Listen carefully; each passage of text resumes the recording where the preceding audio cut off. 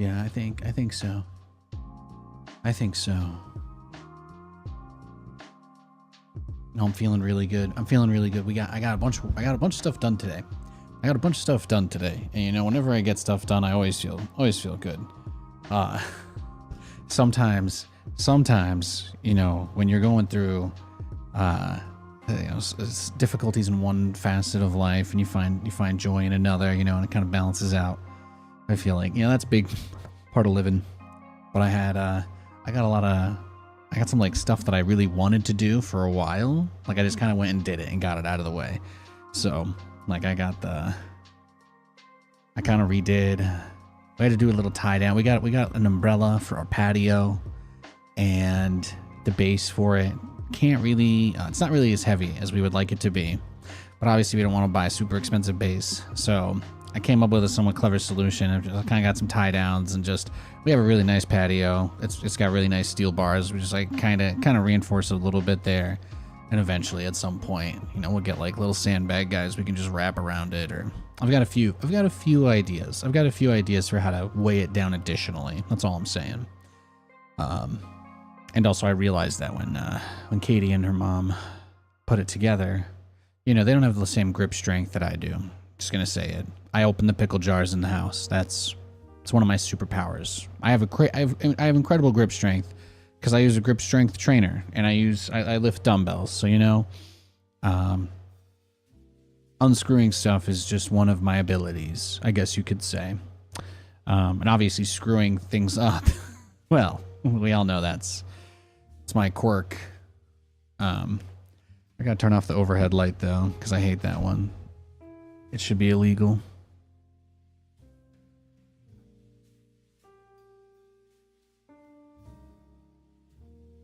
Perfect. That's much better. It's much better. So yeah. I think Katie and I are going out for Mai Tais tonight. I think that's our plan. You know, she's been doing a lot of good work and she's been doing really well at her new job and she's so happy with that. And while I've still got a long ways to go, she spoils me. So we're gonna go have some fun tonight. So I was like, I'm just gonna play some StarCraft. We'll just hang out, get a nice little stream in. I don't know how long I'm gonna go. Yesterday I only went for like 3 hours. And it actually ended up being a really good stream. So I'm like, you know, I prefer for whatever I put out there to be better compared to worse, right? So that's a big one. Wow, they actually licensed music for the EA college football game. That's heartbreaking. You know, they never licensed music for Madden, but they got Eminem in there. They got a bunch of big ones. I guess that's tough. Have I had supper yet? No. It is 11:57 in the morning here. It is 11:57 in the morning. It is Friday though.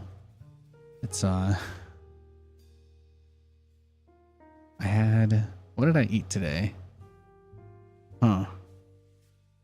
My bad. No, you're good. Hey, all you did was ask a question. What? You're making me think, what did I eat? I ate most of this protein bar right here. I still have like a bite or two left. You know, that's very exciting. I've got that going on, so that's nice. What else did I have today? Oh, I had a 100-calorie little bag of trail mix. I had that like an hour ago. That was pretty nice. Katie and I went to Target yesterday, and the granola section was completely sold out the last time that we went because they have some really good granola mixes at Target, and we weren't able to get any the last time, so we went this time, and instead of just getting the big bag, they actually had a box with like 10 mini bags. And I know plastics, etc., but as somebody who's trying to look after my weight, it's really nice to have it pre-portioned like that. So, and obviously it keeps it fresh. So I was like, let's get the mini bag, let's get the mini bag, and then yeah, then it would just be harder to accidentally overeat because I'm just trying to do I want to live a long, healthy life and be there for my kids and my family and my wife and yeah, all of that, right? So that's important to me. So I'm trying to portion, even if I'm, I guess, using more individually wrapped things. I'm sorry, guys. You may not know this, but in Washington State, no matter what packaging you get, all the edibles have to be individually wrapped as well. So it's fun fact. In Vegas, they're all just loose in the bag. They don't have many rules over there. Don't ask me how I know. I was watching Jeopardy. It was on Jeopardy. It's on Jeopardy last night. 2 separate questions about the same thing. Yes, I said it. Hey, Jimmy Jams. Good to see you. Good to see you, Tat and L. Good to see you, Leo. We are live. Oh my god, you know, I didn't even switch the screen. What am I doing? Have I just been talking this whole time without even switching the screen? Yeah, that's... Nathan, what are you doing, man?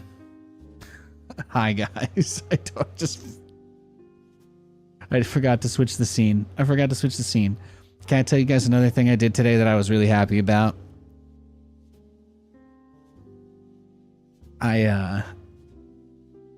So a big part of this was I rearranged everything on the patio. I got the table into a better spot so Katie and I can sit next to each other and have cocktails. So now that we have the umbrella set up, if there's like rain or whatever, we're going to be totally fine. We're going to be totally covered. And because I want to go sit out in the rain, you know, I want to do that. But because we're on the top floor, the roof doesn't really cover our patio very well. We're a little more exposed, I guess, because we have a higher ceiling being on the roof. So yeah, I'm gonna say there's not really good rain cover on our patio. So anyway, hey Tarvos, love watching you. This just chatting is great. Yeah. Well, I figured, you know, there's not a lot of people here yet, so we might as well just talk shop. I want to get all the things off my chest that I'm gonna forget to say later, probably. You know, anyway. Yeah. So anyway, the other thing that I did was I brushed Lewis, and what I've kind of noticed, I've been learning about grooming. and grooming my golden retriever. And what I've been noticing is that the fur that seems to get matted and patchy and irritated for him it's like the white fur that kind of comes out on the end. And I kind of noticed that the whiter fur is always what comes off of him. And I was like, well, I feel like if I brush those areas, like every time we brush him, you know, it's usually that longer, like looser kind of whitish hair. His golden hair is like never comes off when we're brushing him. So I was like, I'm just going to try and use this as a guide. I'm going to find the really patchy white spots in his fur, and I'm just going to, try and gently brush over a couple of times and just see how he reacts. And I got so much fur out of him today, and he was so happy. Because I got his one haunch the other day, but his right haunch, it's just the way he lies down. I don't always have access to both of his haunches. He's a diva. We spoiled him. I can't just tell him to roll over. He won't listen to me. So today I just saw an opportunity. He was laying down on the futon. His haunch was exposed. So I grabbed the Furminator and I went to town. I got probably like 2 Pomeranians worth of fur just off of his haunch and his booty area.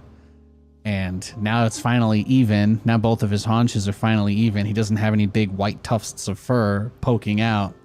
And he's like crazy happy. He's been like crazy. He came over and he was super snuggly, and I just took him for a walk, and he didn't complain about anything. He didn't even complain about his harness. Like he was just, normally he's a bit of a pain in the butt, but he was just like super, super happy. So I was really happy about that. You know, I feel like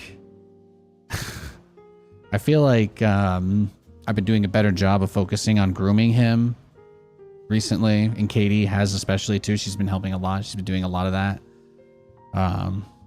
So yeah, there you go. I was very happy about that. That was my big thing this morning. I cleaned up the patio. I got rid of the old patio rug. Well, I mean, I folded it up so I'm gonna throw it out when I take the trash out tonight. Well, we're gonna take the trash out when we go out because we're going out to get Mai Tais. Yeah, we're gonna go out and get Mai Tais. Probably I don't know. Okay, the last thing I'll say before we start gaming.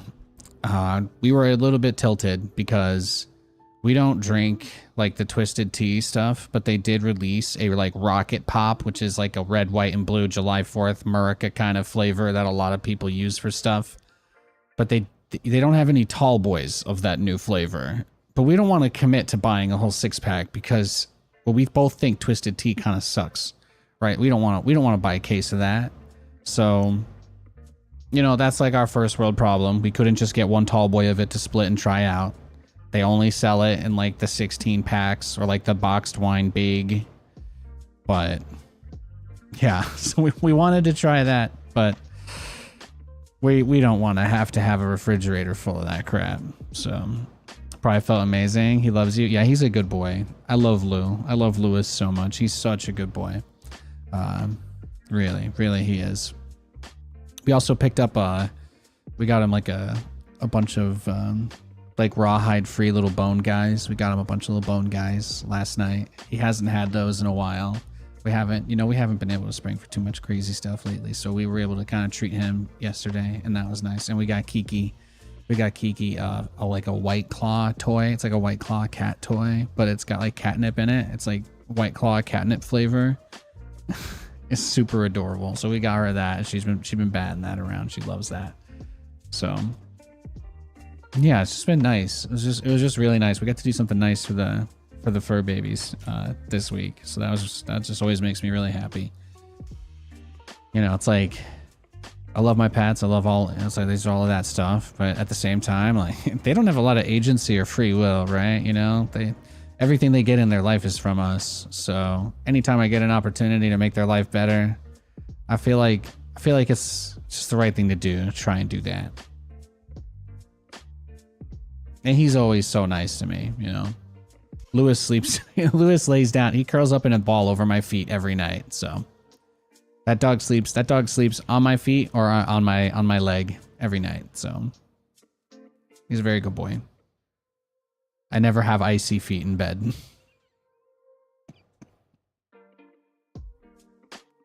Hope you're doing well. Hey Gary, happy Friday. Happy Friday. Yeah, no, we're chilling. I'm queuing up for like my first game. I'm gonna try and do like an unranked to warm up. If I don't get a game in like a minute, I don't know, we'll see. Okay, we got one. I was gonna say I was thinking about playing Direct Strike.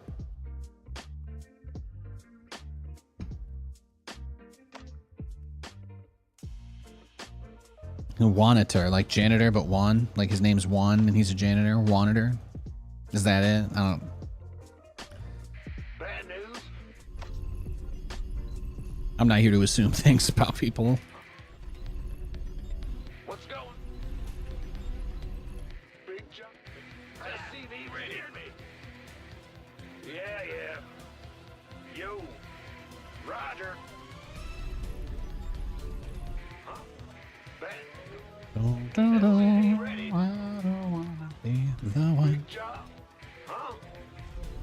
But yeah, no, that's so. Anyway, all of that TLDR. Been a great day. We got a lot done. It's been a great day. Got a lot done. I felt very engaged, very productive, and In the rear. I've been doing my casual lifting with like my dumbbell for a while now, as you guys know, but I haven't gotten to the point where I've been able to do enough reps, I guess, to get really sore. Like I'm just kind of so used to just doing it all throughout the day. I haven't really been pushing it too much lately. So I went pretty hard yesterday before I streamed. What's going on? And I felt pretty good burn today. So not really that much, but I gotta step it up. I gotta start curling the 40-pounder again. SCV ready. So that's been nice. That's been nice.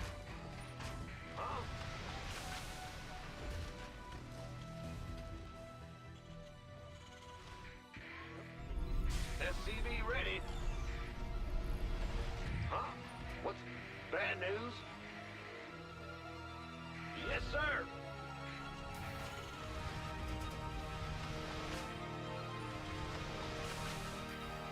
Huh? Terran versus Terran, so all we can really do is just look for his Command Center 2.0 ready to go. just check for like proxies and stuff outside of our base. That's about it. In the rear. Got something for me to kill. Roger. SCV ready. But if we're not getting cheesed, or anything, then we should be in a pretty good spot. Bad news. The Grand Reaper has arrived. I think we're good. Yeah, from above. What? You want something? Fear the Reaper, man. SCV ready. Optics online. Let's go kill. SCV ready. Go ahead.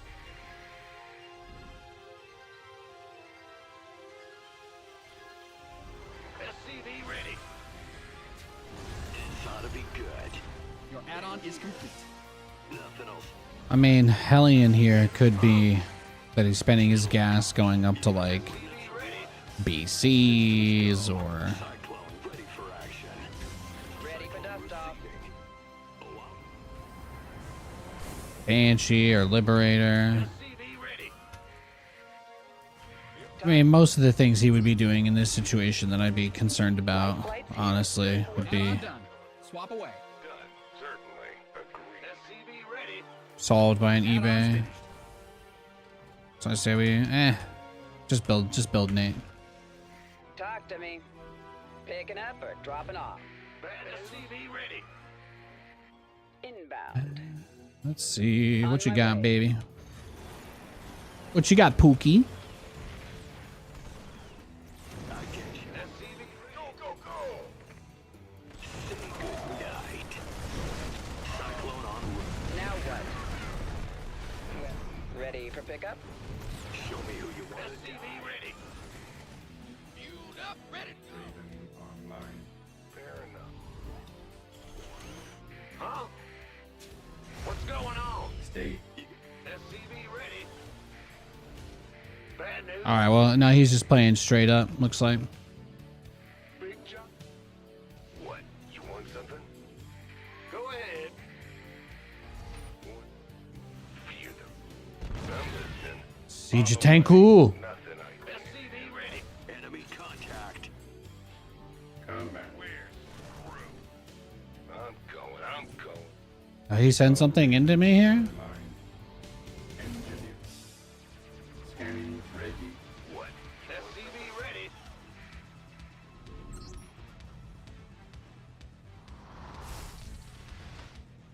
Huh?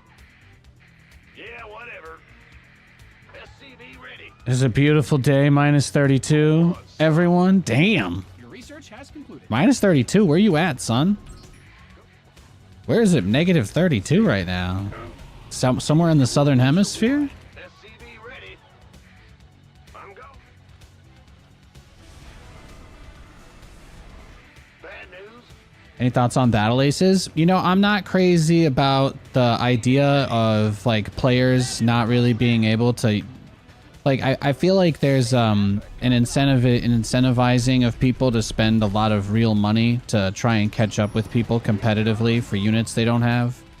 It seems like it takes a long time to unlock units and stuff, and I'm worried that they're gonna make it like pay to win to unlock units at some point. And yeah, that's really my only concern is their monetization scheme. That's it. I don't think their game is bad, just to be clear. I'm not a fan of that type of monetization scheme because if it seems to me anyway like they're going for something like Clash Royale, which is pretty notoriously predatory with its microtransactions. So you know what I mean? It's like, yeah. SCV ready.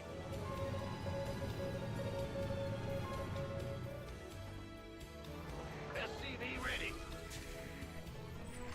I think the game looks good. The game looks good, but my favorite thing about StarCraft is that you go into the game knowing all the options that your opponent can have, and you basically get the same stuff, right? That's something that I like. Like, I am a player that advocates for loadouts, but I don't, you know, I would like it if it was like, oh, pick between a Hellion and a Vulture, not unlock Vultures, you know? Like, to me, that's when you're getting to like, oh, it's like, oh, it's not a choice. It's like, it's basically just a mechanism to make people give you money so that they can keep up with everybody else. And then once you're doing that, like, it kind of, you can't really make the argument that it's like got any level of competitive integrity at that point. It's like Madden Ultimate Team, you know?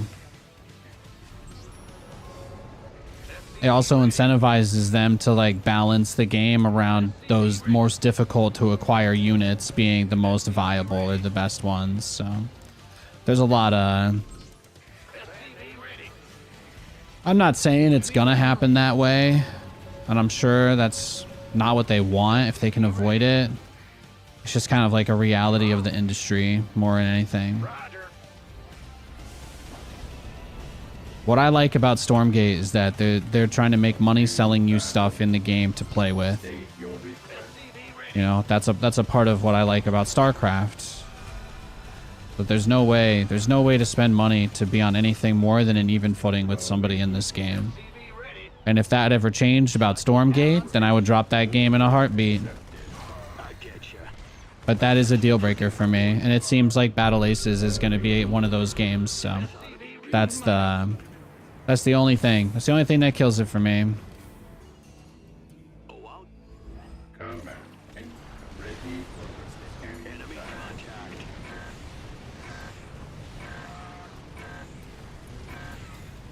Commencing order of In gear. I get you. Bed. Huh? Ah! What's going on? In the rear with the gear. Show me who you wanted. SCV ready. Yeah, I don't think their gameplay is bad, but if they're gonna monetize it around like, if they're gonna monetize it around advantages in PvP, then it just quickly creates a race to the bottom. Go ahead. Happy to be proven wrong. Would love more clarification, but my that opinion of mine is based entirely off of a dev blog that they posted like yesterday. So they made a pretty big statement about their monetization plans long term yesterday. That was what motivated my discretion. I just Yamato'd and dipped. Your command center's got some new toys. Go ahead. Big jump. Oh, really? Upgrade ready. Noise. But I also know that David Kim was inspired directly by Clash Royale, so it's like, you know, that is a game that I played free to play for a while, and it was really, really fun up until the point where every game it was just a guy who had cards 2 levels higher than yours. You know, that's not. If that's their long-term plan, then hell no.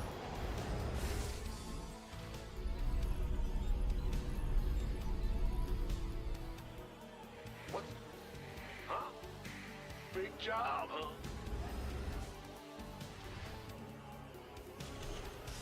engineering and Research complete. combat. Ready. Command center 2.0 ready to go.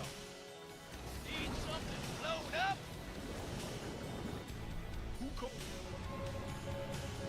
SCV ready. Ah! You scared me. Yeah, he's basically trying to do the same thing as me. So in a situation like this, the best move that we can make is just rely on the fact that nobody really has the level of experience we do with this strat. So we just lean on that. We lean on our expertise, we lean on our skills, and we just kind of play ball. We're just going to do everything the same way that we normally would in any other game, and it's highly unlikely that this guy is going to be able to out-control us with this army. It's possible that he's already gotten like a huge economic lead that I'm not really conscious of. That's the biggest risk, Command center since he was upgrade. kind of stacking command centers earlier. But as long as we're both building BCs at a similarly or reasonably similar pace, taking more bases right now doesn't really give him an advantage. Combat. Your research is ready. Squadron en route. Yes, Your research has concluded.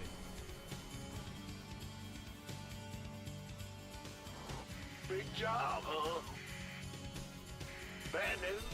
Well, Yeah, they do have a lot of interesting ideas, and honestly, I might be wrong, right? Like, that monetization scheme might work out really well for them. They might make a bunch of money off whales that just want to pay to win. oh, really? It's possible. Go ahead. I just, you know, I wouldn't be able to. Your base is getting blasted. I wouldn't be able to do it. You've depleted that mineral field. You didn't build your base just for it to get blown up, did you? It's a trap.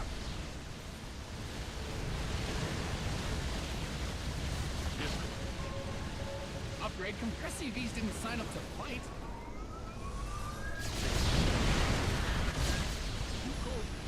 It's a trap. Your base is under siege.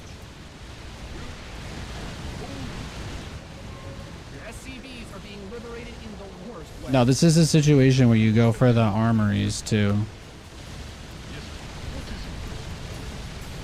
Your base is getting blasted. Who called in the police? Oh, really? Yes. Well? Oh, yes, Commander. Smokey the Bear says, only you can prevent forest fires. Upgrade ready. Moi. Who called in the fleet? In the rear with the gear. Yes, Commander. Yes. Nathan, there's no reason to do anything so abandonedly reckless as what you're thinking about right now. You bastard. We shut down his armories. Nate, we shut down his armories. Let's bring everything home. Well, We can micro those two guys if you really want to, but see, he's gonna die, so bring him home. Yeah. You're fine. who called in? It's a trap. Yes, Commander. Your add-on is complete. You mined out some of your minerals. Yes, Commander. No, we're in a great spot because we have a tremendous amount of income. Go ahead.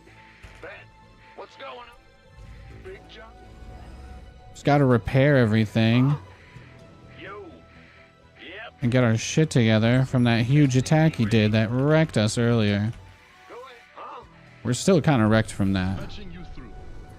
Guys are depleted. Yeah, no, it was tough. Yeah, he hit us hard. Your base is under siege. But his army's not better than ours. He just has more HP. Yes, Commander. You didn't build your base just for it to get blown up, did you? SCV ready.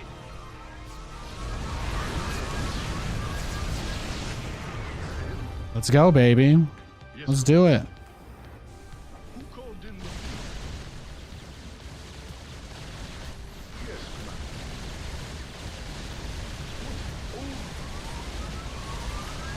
SCV ready. Yeah, focus the Vikings down first. This is the move.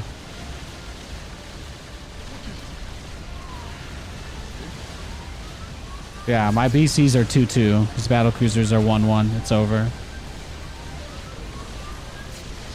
He's cooked.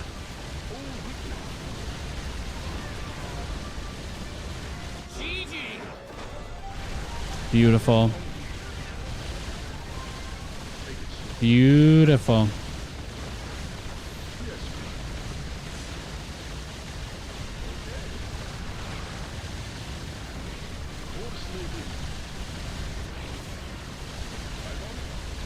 Legacy of the Void at its peak. GG. Thanks, bro.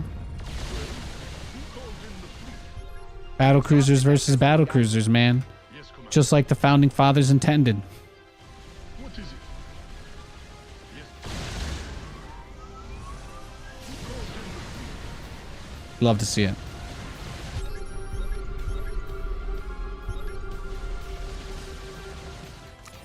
No, because he rushed straight into the Vikings, but his upgrades weren't there. And when I had my BCs in his base, when I had my battle cruisers in his base, you saw like I had a focus. It was like I know exactly what I want to destroy. even though he was able to get into my base, he didn't really know what he wanted to do. He just kind of, you know, he kind of flew around here. It's like, oh, maybe he'll kill a starport or two. I've got 5 of those. That's fine.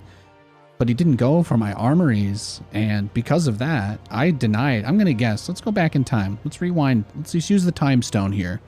Just going to go. Yeah. Everybody that's like been drinking and eating stuff is really grossed out now. Just rewinding everything. Damn, when was I in his base? Oh, there we go. We're almost there. Okay. So he had his 2-2. Sorry if that was disorienting for you guys going back in time. So we do that sometimes here. But so he's got his 2-2 on the way, right? Let's look at the production tab. My 2-2 is finishing right as he's coming into my base. So I guess he, you know, maybe it's a bit facetious of me to say that he could deny my 2-2. I don't think he can. I'm saying 2-2 a lot. What can I say? Ace Ventura, great movie. Anyway, his 2-2 is reasonably far along, but it's not gonna finish, and that's the brutal part. It's the brutal reality here. He could get my armories and at least delay me being able to get a further lead on him, but I know what I want. I know what I'm looking for. I get the depots. I want all of that. Get his fusion core. No more BCs. Don't let him get any upgrades. And then what did he kill? A couple add-ons, but he didn't go for the armories. He just got a few SCVs, so I was able to just start my 3-3 as soon as I could afford it. And then, because I had to put SCVs back on all these gas geysers from his attack. It wasn't like he did nothing to me all game, but I was like, you know, I was about to send this guy in, and that would have just been throwing away a battlecruiser, so I tried to be a little smarter than that. Then we had some fantastic micro to get away. And we just buy a lot of time. But see, he doesn't even rebuild his armories. He doesn't have any armories on the map. So he literally can't go above 1-1. And you know, I didn't start my 3-3 for a while. I guess it took me a while to get my guys back on the geysers there. So I started here. And that basically puts a guaranteed timer on the game. But battlecruisers are so affected by upgrades that I was like, it doesn't matter. Like, the upgrade at disadvantage was enough that I don't think there was any way I could lose, because I also had 7 more battle cruisers than him. This was 17 BCs versus 11. And you can, when I talk about the upgrade difference, I'm saying because look how many he loses versus me. I killed 10 battle cruisers and he only killed 3. Do you guys understand what I'm trying to say about the upgrades? It's that big of a deal. It's that big of a deal. I killed 10 battle cruisers and all of those SCVs. I killed all of his Vikings. I killed a bunch of units right here. And he only killed 3 battle cruisers. I'm trying to get a message across. It's upgrades. Upgrades are so important. They're such a big factor for this this style.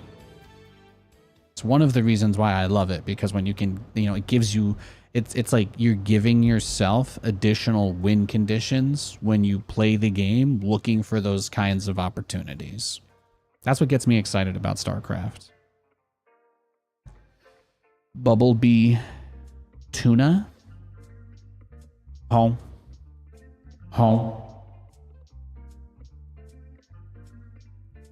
Yeah, so I played a bit of Battle Aces. Gameplay's fine. I did my whole spiel on this yesterday, so I'm not going to do the whole thing again. But my comparison was, there was a really amazing mobile RTS that I actually really enjoyed playing until they implemented their monetization and people didn't have the same level units anymore. And then it was like, there was a whole meta that was figured out. There was like, people had numbers. People were like, oh, you just need this to deal with this.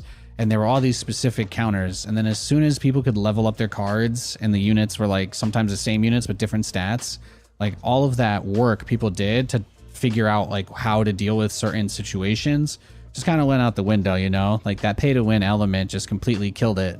So that's just, you know, that's not something I don't want to get my heart broken like that again, more or less. I don't want to find out that it's like, if I'm not spending money, like a lot of money every time there's a patch to make sure I always have the newest card to be able to play the meta, like, you know, that's just, the game should be the thing giving me the, oh my, what?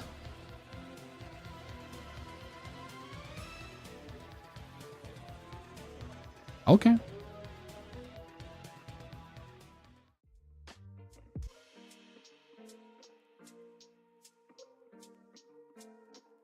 Why did he just leave? Why would anyone play a pay-to-win RTS? Well, you gotta think about it this way. Like, it's essentially like it's like a pyramid scheme, right? The new players don't have everything unlocked, so like they get destroyed by the meta, and this filters players into one of two categories. Like, they either burn out after playing a bit, you know, they reach the free-to-play cap, and then they burn out and quit, or they become a paying player, right? Like, that's the monetization scheme of those kinds of games. So if you're somebody that starts playing the game early on and spend money regularly, and you're always ahead of everybody else, like, that's how you get long-term customers, because those people will just convince themselves they're actually really just amazing at the game, you know? It's kind of like how I talked about this yesterday too, but like in Madden Ultimate Team, it's like recommended to spend at least $10,000 to build a pro-level competitive team over the course of a season. Like, you're just supposed to be dropping that much in order to pull limited edition, limited time drop cards, because it's the only way to compete. And that's literally what their pro scene is based off of. It's one of the most disgusting things ever. But there is no competitive Madden circuit that's just, oh, pick your team and play against somebody else. That doesn't exist. Yeah. And then you win the world championship in Madden, and it's only 20 grand. So you've like basically, you're going to pay half in taxes, and the other half is going to go towards the 10 grand you invested into even winning. Huh? Bad news? So, wow, congrats, you're the world Madden champion. What are you going to do now? Break even, I guess? That ain't the saddest shit. In the rear with the gear.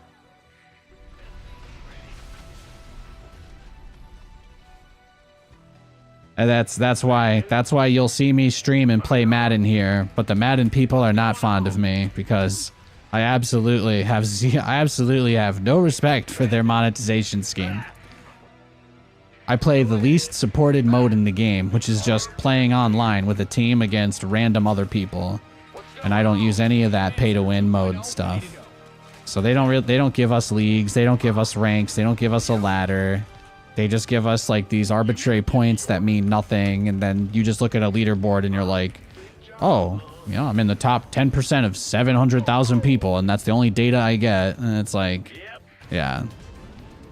It's all about getting people into the gambling simulator. Just wait until there's a legendary card you can get, right? Legendary unit. Limited time drop. It does 5% of additional attack speed. Oh, it's like... Bet. What's going on? Uh-huh. LED ready. This better be good. And again, I don't have a huge problem with those types of systems, but my number one issue is that none of these guys allow you to sell your items to other players. There's no in-game economy that supports people, at the very least, being able to get rid of stuff that they don't use, or trade units with people, or give one to a friend, you know, something like that. But there's no mechanism that exists for that. So it's like you're pulling RNG slot machine odds for something that you can't that has no resale value, right? And you might get stuff that you don't want when you open packs and stuff. So it's like, you know, my whole thing with real cards is that if you're an actual person who is a collector of cards in real life, you can always case them and get them graded, and you can sell them. You can sell them to somebody.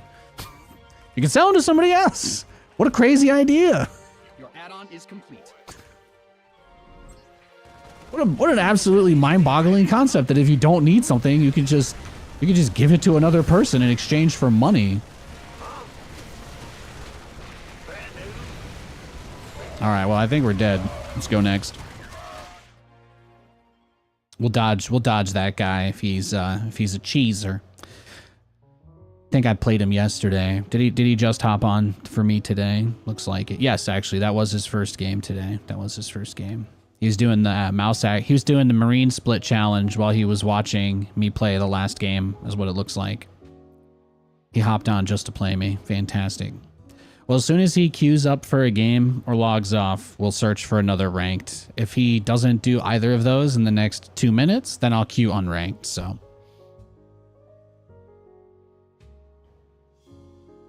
Yeah, you know, but the main thing you have to keep in mind is that these executives who make these decisions never actually understand why they're always wrong and people hate them. Like, it's easy for you as a guy who's not in the room making decisions to say, oh, it's good for them to not allow reselling because we have a captive audience. But it's closed-minded, because if you had the ability to give your stuff or trade between the players and you take a bit off the top like Steam does, that's literally what Valve does. That's like their whole, they make a shit ton of money off of that. There's literally a whole economy that exists in the space of trading items on Steam. Like, I bought a Steam Deck. I've bought real life stuff just by selling in-game items from video games. So it's like, being a part of a ecosystem like that can drive a lot of volume for people that are playing your game, because they're going to be like, oh, if I try this and I don't like it, at the very least, you know, even I'll say this, all those worthless Steam trading cards that you get from playing everything on Steam, if you try to sell it for a penny or two, you'll sell all of them. There's bots out there that just buy all of them if they get under 3 or 2 cents for no reason. You'll sell every single one of your trading cards for a penny. If you've got hundreds, you could get a couple bucks. Like, to pretend like the idea that there's anything you could get from that, like, that's, yeah. It's very close-minded. It's very close-minded to assume that backing your own audience and financial supporters into a corner just so you can milk them is like the best move. It's like, actually, guys, like, capitalism is about finding the most efficient way to get money from people. And when you have happy customers that want to give you their money, this is going to be a mind-blowing thing for you to hear, but they actually go out of their way to give you money more often. It's called like a relationship, right?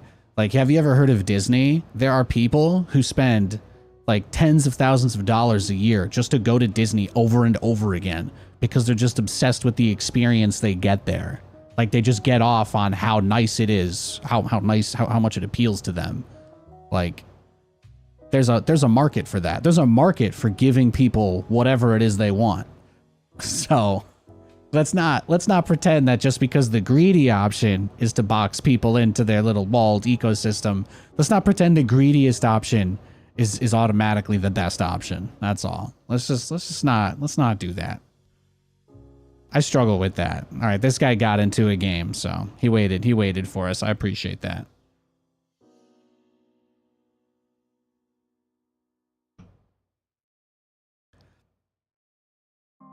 No, Valve will let you sell all your Counter-Strike and Dota and Team Fortress items to other people for Steam credit. You sell it, you list it for like $1. If somebody buys it, you get like 87 cents, and that's it. And Valve just scrapes pennies off of all these mini transactions that people put their real money into, and they use that to make a shit ton of money. It's pretty tight. It's pretty tight. Good luck, Roach Man.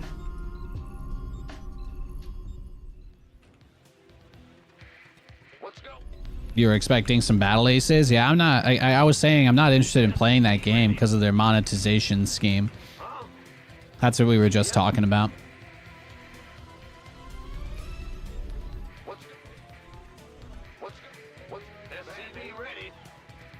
I'm not really interested in getting into any games that have like a Clash Royale type monetization scheme or Ultimate Team. I don't like that stuff.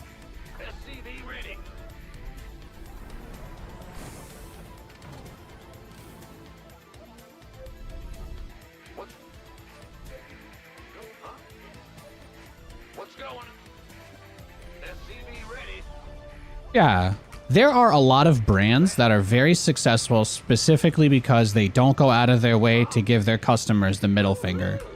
I got another great example for you guys. Have you ever heard of this small indie company called Coca-Cola?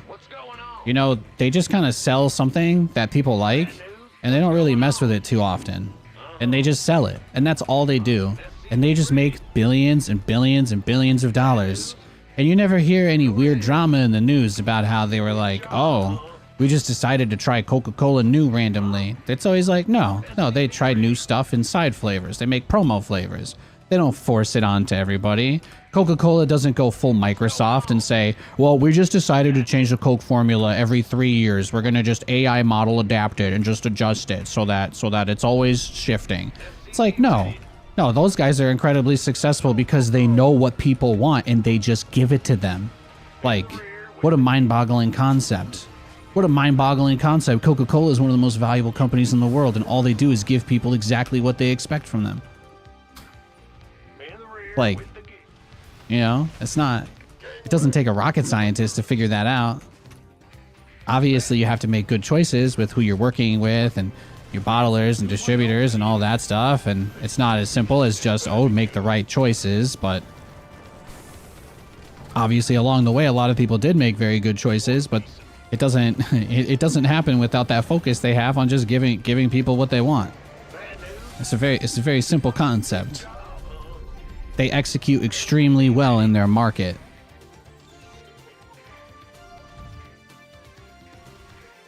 Go ahead.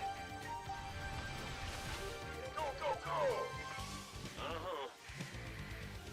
Gotcha.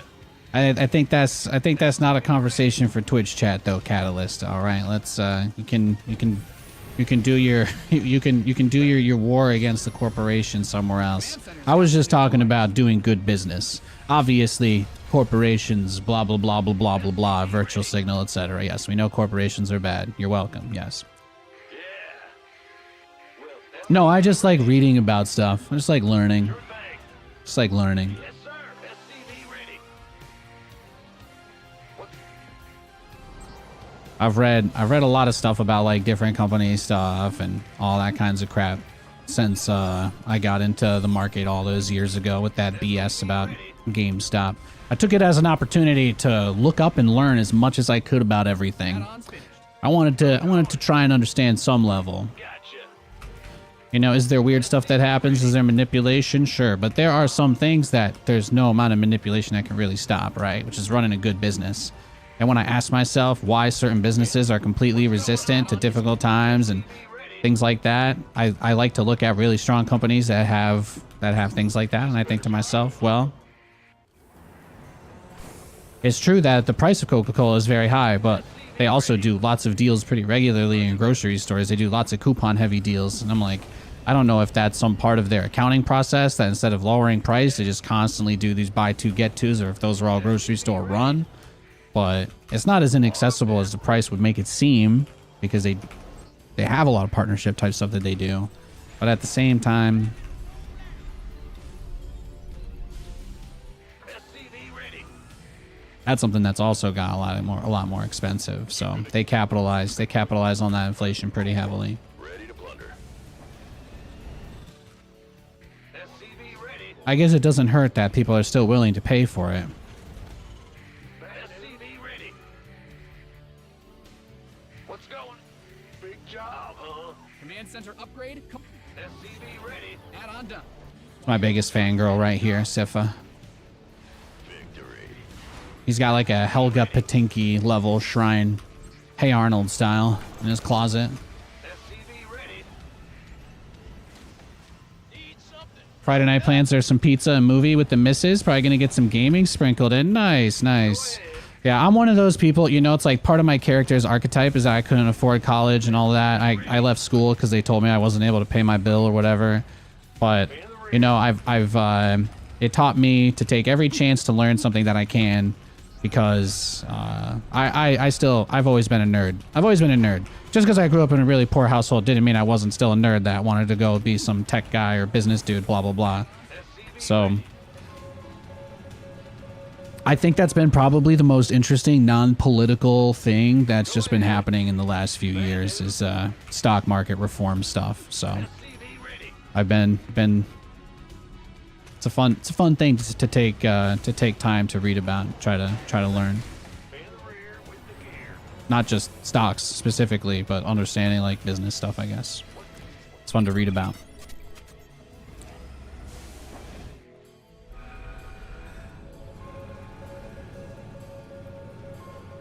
You know, you don't start dying until you stop learning, right? You're always growing in some way.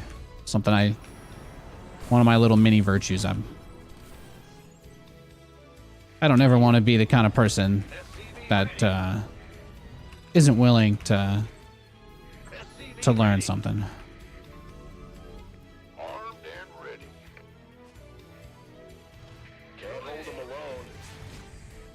SCV ready. Let's go to a load of queens. Yes, sir. SCV ready. SCV ready. Research, you've depleted that mineral field. Who called in the fleet? You mined out a mineral field. Good thing you've got more of those, right? Oh, really? Let's get it. Oh, straight to that hive. It's a wild boy.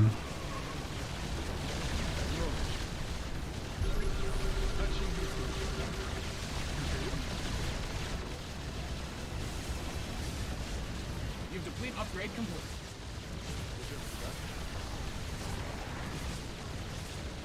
SCV ready.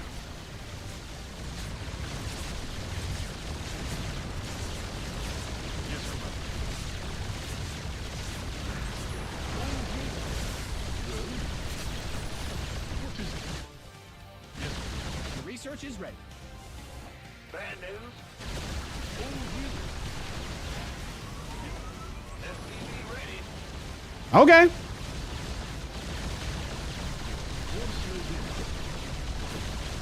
Yeah, bile down your own hive.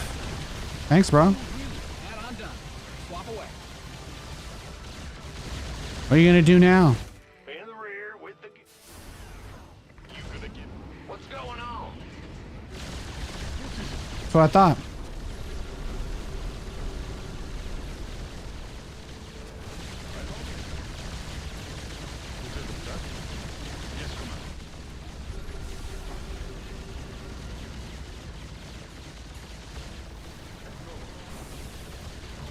Oh, he did get a couple vipers, huh? Yeah, good boy.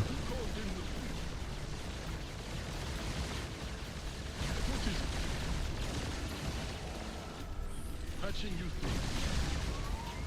What is it? Touching... Well, yes, Commander. I'm in deep! What is it? Well... We could use some help here.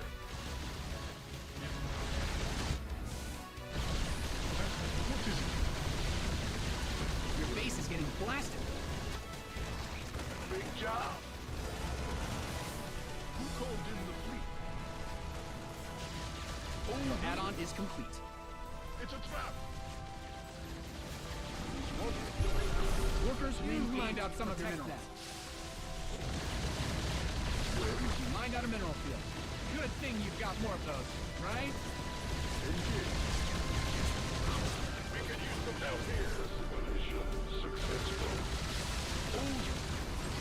Yes. Bad news. Well, it's a trap. Yes, Commander. Oh, really? SCV ready. Who called in the fleet? SCV ready.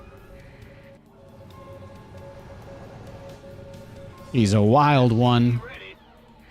He's a wild one. Ooh, woo, woo, woo, woo, woo, woo, woo. SCV ready. If I took him home, he'd be a... What's the rest of the words? I forget. Command Center 2.0. Show me how you do. SCV ready.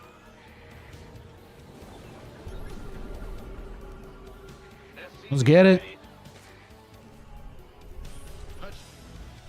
You're my boy, Sifa. You only do what I let you do. Remember that. Command Center upgrade complete. SCV ready. You gotta do all this super awkward shit every single game, because there's no other way for you to beat me. And that is beautiful. That is beautiful. SCV ready. Your command center's got some new toys. Who called in the fleet?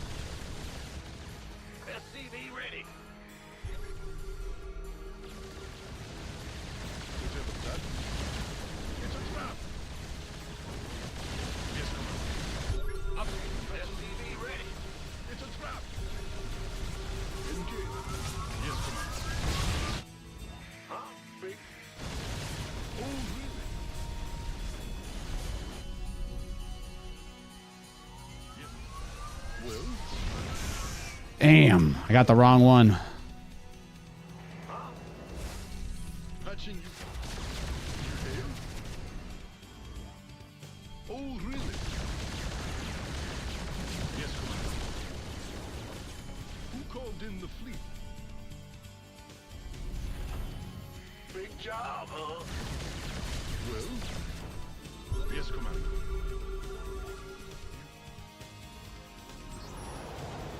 Just keep sending it. Just keep sending it. Yes, Commander. Well, what is it? Yes, Commander. SCV ready. Who called in the fleet? Yes, sir. SCV ready. That's my favorite thing. What's going on? What is it? Patching you through. He doesn't actually have that much anymore. I didn't realize that, but Who called in the fleet? I thought he would have already had that other base situated again. Oh, okay. I see. He's got this guy. That's good. That's good to know. SCV ready.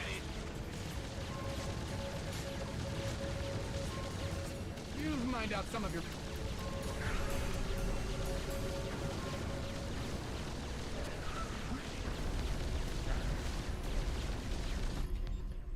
You mined out a mineral field. Good thing you... You've depleted command center's got some new toys.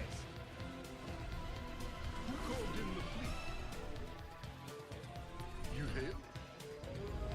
Oh, really?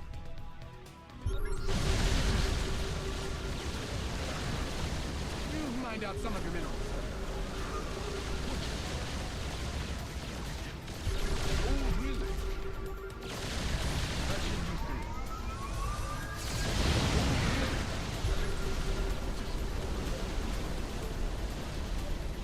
There we go. There we go. Finally making some mistakes for me, big boy. Huh? Who called in the fleet? It's a trap. What is it? Who called in the fleet? SCV ready. It's a trap.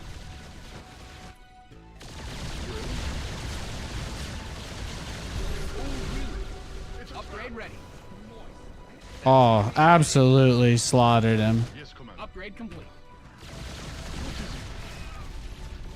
Yeah, he never got the hives, so that one guy's been working overtime.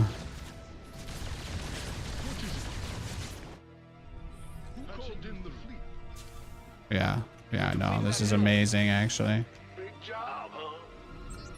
Who called in the fleet? Yes, In the rear with it. Huh? yes. What is it? Patching. Upgrade ready. Well, when people play like this and they don't have corruptors, it's really easy to do hit and run. Command center upgrade complete. Because his whole strategy relies on snowballing stuff like infestor energy. But if he doesn't do that, then his build doesn't have any, like he doesn't have, there's no win condition, right? Yes, Commander. Because once I get enough BCs, it doesn't matter what he has, so. Big job, huh? He needs the ability to kill me, which he just doesn't get from his strategy, so. Yeah. You've mined out some of your minerals. Yes. What's going on? Who called in the fleet? At this point, we are maxed, so my goal is gonna just Guys are depleted. clear out some supply. Drive. Yeah, I've got a lot of SCVs. We could smoke a few of them. In the fleet. Mobilize the area. There we go. Called in the fleet. Yeah, I just opened up. Now I can make 2 more. What is it? But like, he didn't have a spire, he didn't have his hive for a while, so all he can do is just make nothing but hydralisks. That's it. You've depleted that mineral field. He doesn't have anything. He's just waiting for me to teleport on him, I guess. You know what I'm gonna do? I'm gonna teleport on his overlords. Called in the fleet.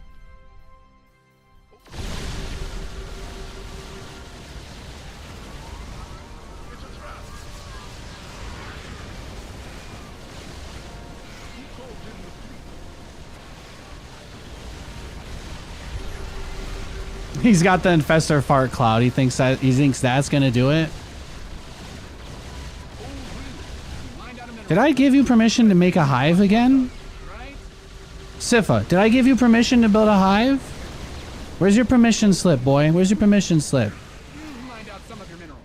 Who gave you permission? Who gave you permission, huh? Did you forge your parents' signature? Did you forge your parents' signature? I can check. I have a lie detector. I'll know. Yeah?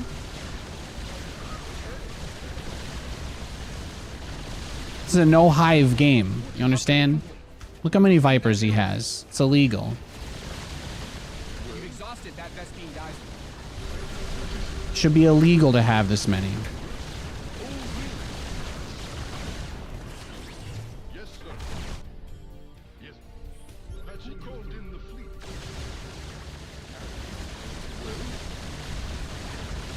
I'm on it. Yes. What is You mined out some of your minerals. Yes. Oh, it's a trap. Who called in the fleet? Look. You hail? In the rear with the gear. Go ahead. Yes, sir. I'm on it. You depleted that mineral field. What is it? Oops. I'm going in again.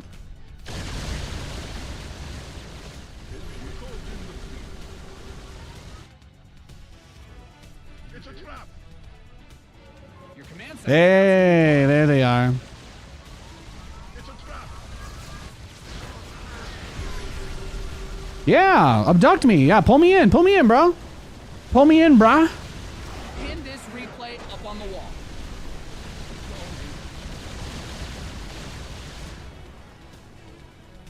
Take it slow. Oh, He doesn't build corruptors, which Mined out a mineral field. I'm not gonna lie. I think it hurts him a little. A wee bit. yes. In the rear with the Called gear. in the But that's what he does. He rushes burrow, neural parasite, infestors every game. That's all he does. It's the only thing he does. He goes like 12 pool. He started going 15 pool recently. He did recently start going 15 pool. But here, you guys want to see his build order?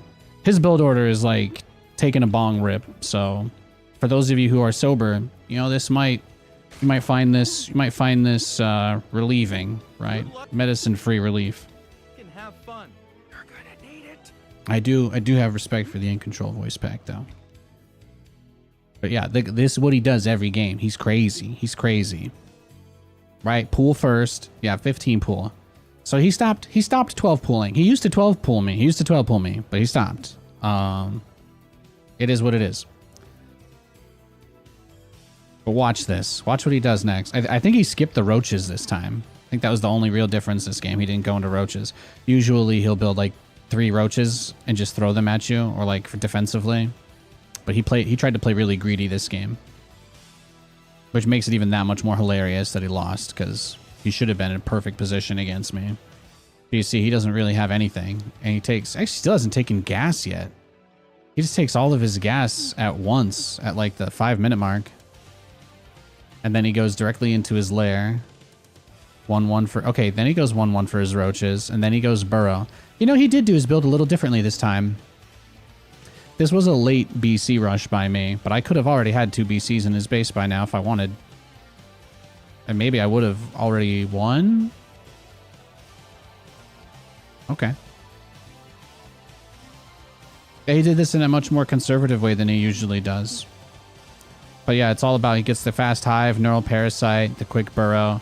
He uses burrow to dodge Yamatos. Like, he's actually pretty good. He's pretty good at it. But it's always, he always does this, so it's like you kind of... It's nice for me as the guy who builds battle cruisers a lot, because... Okay. He was playing unranked, but still a good amount of MMR.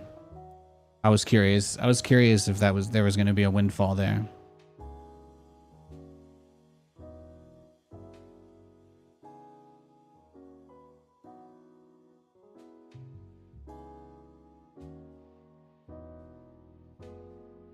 Hey Nate, did you see Rogue just won an event? Cool to see him doing well again after returning.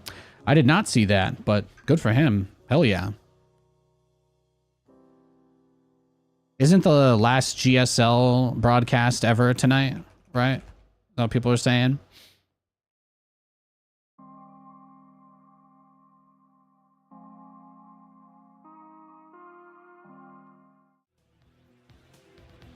I think I'm gonna try to get up for that.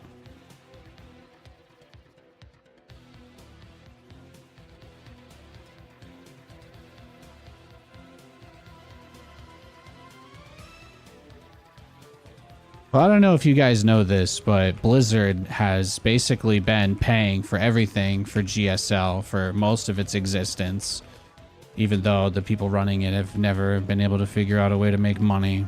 Whatever. That being said, this last 2024 was like going into 2023, 2024. Blizzard isn't spending any money at all anymore on StarCraft esports.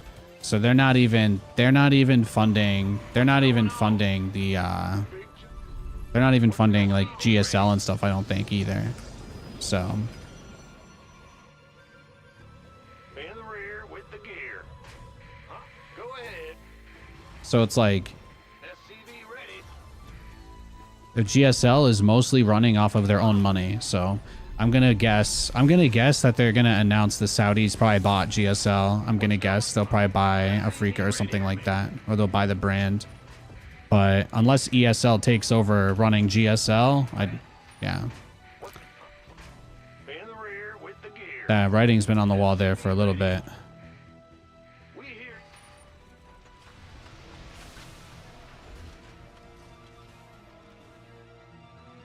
Big jump. In the rear with the gear. If they announce another season, though, that would be awesome. Just to be clear, I'm not saying like it's a matter of fact thing, but it's just my opinion based on all of the aforementioned. But they haven't announced anything, and they usually would, so maybe there'll be news today. Maybe there'll be news tonight. SCV ready. Huh? The grim.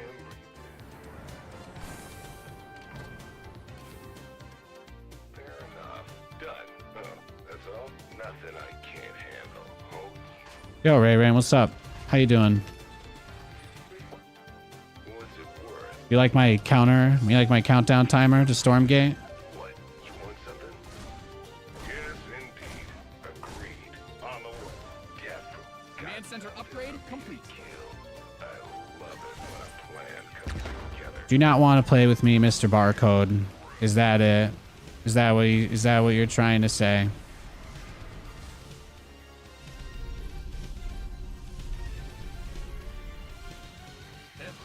I have no idea, Alex. Add-ons finished. I have no idea, bro. I'm kind of getting cheesed right now, so ask your question again later, maybe. SCV ready.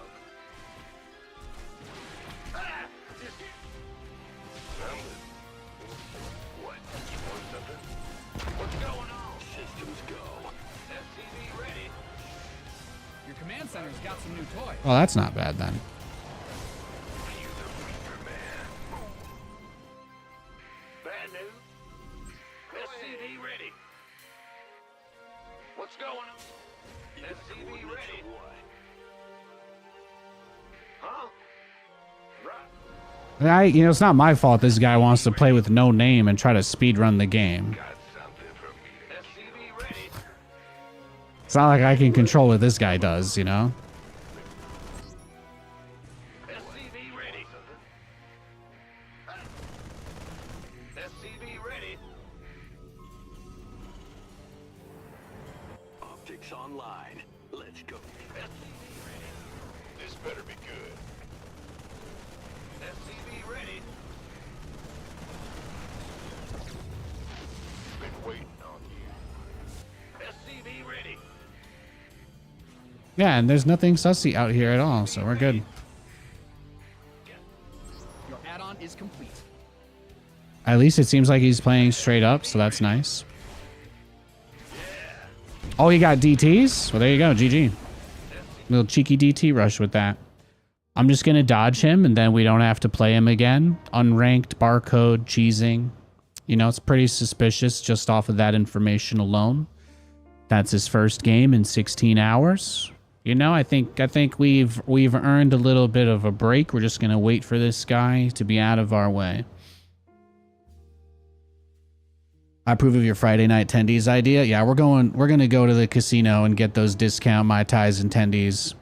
You know, they use that to rein old people in so that they'll go gamble all their pension checks away, but we just use it to get the last affordable meal in America, you know? That $6.99 chicken tender dinner with fries and a biscuit is just, it is really good. I can't wait. Can't wait. And a $7 Mai Tai. It's pretty all right. It's like the before times, you know? Gonna get some dope tendies tonight. And they're fantastic as well.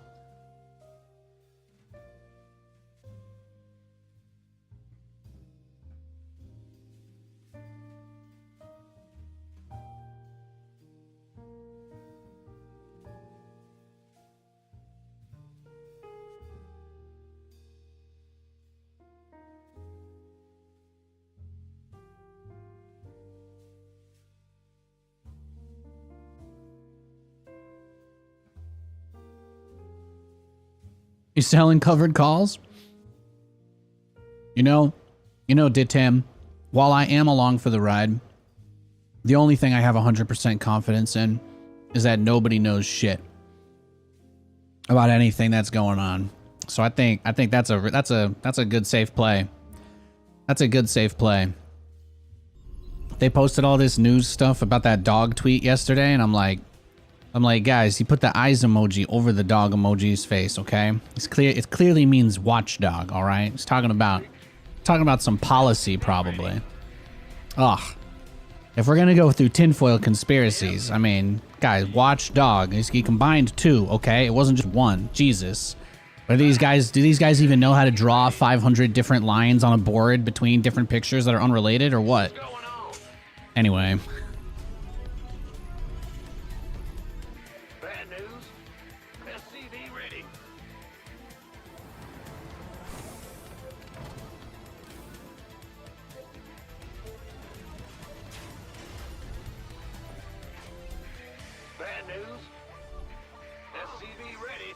I do like the meme timeline theory though, because in that reality, there's only like 3 more options, right? As soon as the moment he builds a photon cannon, I'm just gonna leave the game. Gator don't play those games. Gator don't play. Oh, there it is. GG. All right, we're gonna dodge him too. Gator don't play with no bitches like that. So what were we talking about? Yeah. I won't lie. I went in when it got to like that. When it got to like 10, I was just looking at my cost basis this last week. We got basically, I'd say like 70% of our shares at like $10. So it's been ever since they raised the extra 3 billion, and now the floor cash price is like, I think the book value, if they got liquidated now, would be like $20 a share, something close to that. So it's like kind of impossible for it to go down anymore. They're valued at like just 2 times their cash, which is one of the lowest ratios of any company that's traded publicly. So there's not, it's been pretty nice. Yeah. Not doing anything crazy, but I didn't think they're gonna go. I didn't think they were gonna go under 10.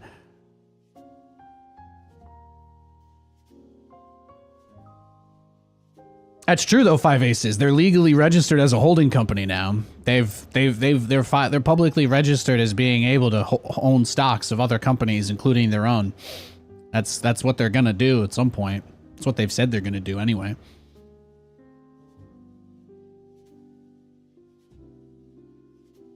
I'm guessing they're waiting for like some game studio or whatever, you know, like they could probably buy something like that. When you got $4 billion, it's hard to guess. It's hard to guess. There's a lot you could do with that. Yeah, exactly, exactly.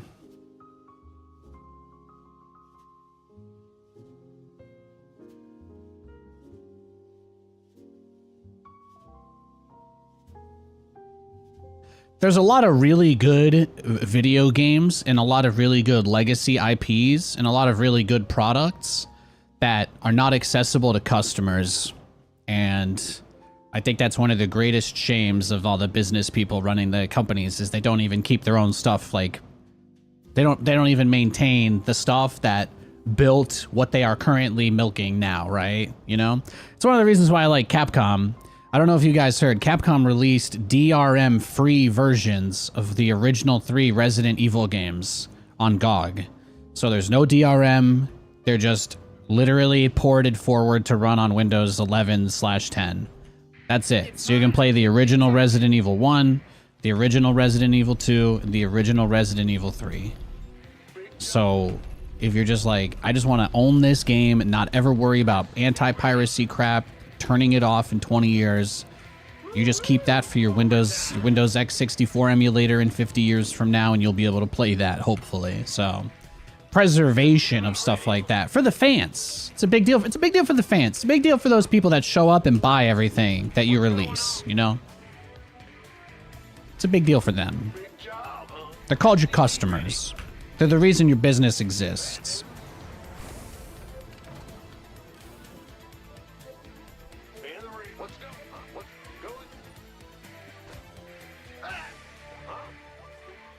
Did I buy any games on Steam? No. I haven't really had many games that I've been looking forward to lately. I'm kind of just waiting for Stormgate and Metal Gear and Final Fantasy VII Remake on PC. Those are the games I'm waiting for right now. And then obviously next year I'm very excited about Grand Theft Auto 6 and they've been teasing that they might be releasing a second volume of the Metal Gear Solid Classic Collection, and according to the leaks of metadata that was left in the original game, there's a strong likelihood Metal Gear Solid 4 will be released on PC in 2025, and I never got to play that game, and I don't want to deal with getting an old shitty PS3 with hours of loading time, so I'm not going to do that. So I literally won't. The game's long enough as is. I also know that it took longer to load than anything else, so I'm not going that far with it. So there I am. So I would be pretty excited. I would be pretty excited for a PC port of Metal Gear Solid 4. I hope that happens. But Metal Gear Solid Delta looks incredible. That's coming out this year. They ported the exact game. Like, it's literally like meant to be the exact same game, just remade in Unreal 5. All of the original stuff is there, the original cutscenes, original voice lines, it's just touched up into Unreal 5. Like, it looks so good. And, you know, the guy that was in charge of the game, you guys know, if you watch the stream a lot, then you already know my stance on Konami, which is generally pretty negative. But the guy in charge of this project was in an interview this week where he actually came out and said that they kept the original, they kept Kojima's and all the other original creators' names in the credits. He said they weren't trying to erase anybody. And the guy in charge of the game actually he said, at least for me personally, he said there's nothing I would love more than be able to work with Kojima on these games again. And while I understand, Nathan, may understand that he doesn't necessarily speak for Capcom or speak for Konami on a whole, I think that having anybody willing to go out and publicly make a statement like that, considering the way Japanese work culture is, actually does feel like a pretty powerful statement.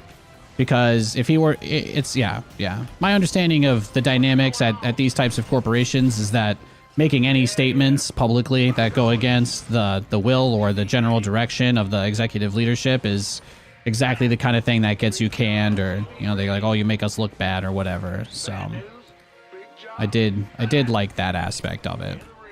So gave me 3% of hope, like the tiniest bit of hope. I just been getting cheesed by Protoss players and Zergs all day, huh? Look at that, another unranked. That was his first game in 6 days. That's incredible. I'm gonna wait for him to queue up. We're gonna dodge him too. We'll just turn this into Ask Me Anything Day, if that's what it has to be. Thank you, Finra, for the Prime sub. Appreciate it. What's my favorite game genre? I don't have one. My whole character's arc thing is like my whole thing is that I like everything. I want to experience everything. I'm one of those idealistic hippies that wants to have some idea, you know, of what the world is like by the time I die. I just like all that stuff. I think the only game genres I'm not particularly interested in would be like, what kind of games don't I like? I played the last Forza. I did a Twitch competition for Forza. I've done a lot of Battle Royale stuff. I played like Stardew Valley. Just games I played in the last year. I could just go through the list while we wait for this guy. Obviously, I played through Metal Gear. I played through SM64. I've been playing Persona 3. Been playing Persona 5.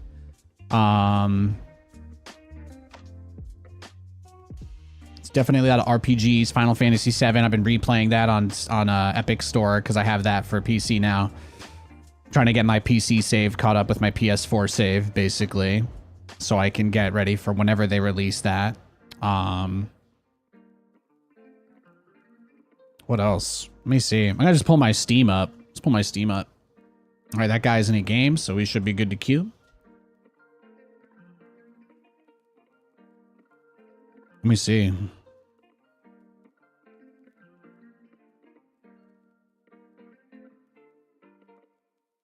Games I played in the last year on Steam anyway. GTA 5, Fallout 76, Madden, Battle Aces.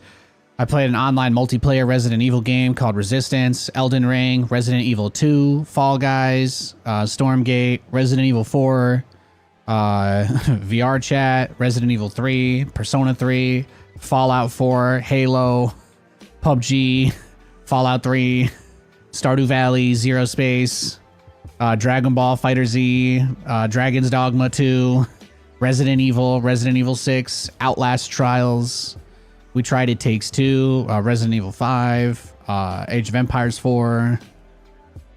Tried Lethal Company, Call of Duty, Baldur's Gate 3. That was great. I tried The Finals, Dark Souls 3.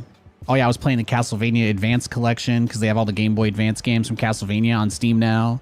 I was playing that. I was playing Castlevania Circle of the Moon on that, actually. We were just talking about that the other day. Quest for glory begins. And that's as far back as... Yeah, actually, that is 2024. That's just this year. That's just during 2024.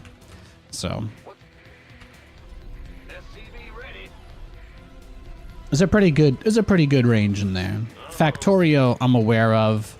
The large-scale sim games, I don't play too much of because I kind of like I used to, like maybe a long time ago, probably more so just playing like the regular Sims. Like Sims is nice if I want to do something simmy like that. Not gonna put a $5 in the slot machine for fun. Oh well, you know, sometimes it's cap ourselves to like a movie ticket, right? It's never gonna be more than like a movies, but I'll put a cheeky. I'll put a cheeky one in. I'll put a cheeky one in on the way in. If it hits, you know, you play with house money, you have a little bit of fun. But we're very conservative with that, because obviously, if when you're going somewhere for the cheap food and drinks, you wanna make sure you're being responsible. So. We hear you. SCV ready to gear.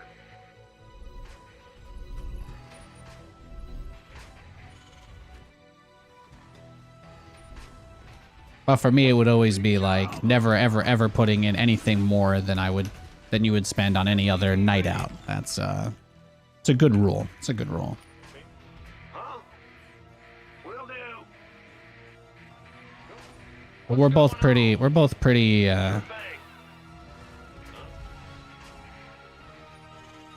chill when it comes to stuff like that. So I'll probably bet like. I'll probably put $5 in. I probably will, yeah. I'll be a bad boy. after spending 2 weeks grinding my stream and just trying to relax my face muscles as much as possible before Stormgate comes out. It's a lot of work. It's a lot of hard work coping until the next game comes out, guys. Telling myself there's anything productive I can do between now and when that game releases is, you know, that's tough. That's tough. That's a tough conversation.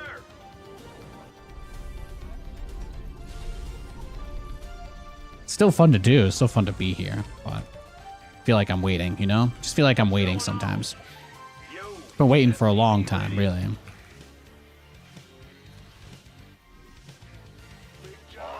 Your lifetime gambling consists of 20 in a slot machine. Yeah. I like watching Katie play sometimes, you know? Give her the fun money. It's like that bubbly personality. If I ever try to do anything, I never win. I think I told you guys, but my special stats, like, my luck is 1. When I get lucky, it's crazy, but it's extremely rare, like, if that makes sense. So it's like, but hers has got to be at least a 7 or an 8, I'd say. If I had to guess, I'd say Katie's luck stat is a 7 or an 8.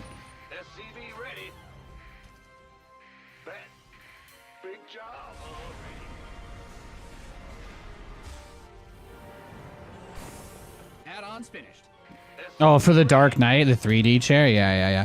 Well, looking at the other fun part about going there is, like, it's great to people watch, you know, because we just walk around with cocktails and we just kind of just look around at everybody and everything. And it's obviously just 90% much older people who are disgusted by a presence in the same space as them. Because there's, yeah. Anyway. Yeah, whatever. It's always a good time. It's always a good time.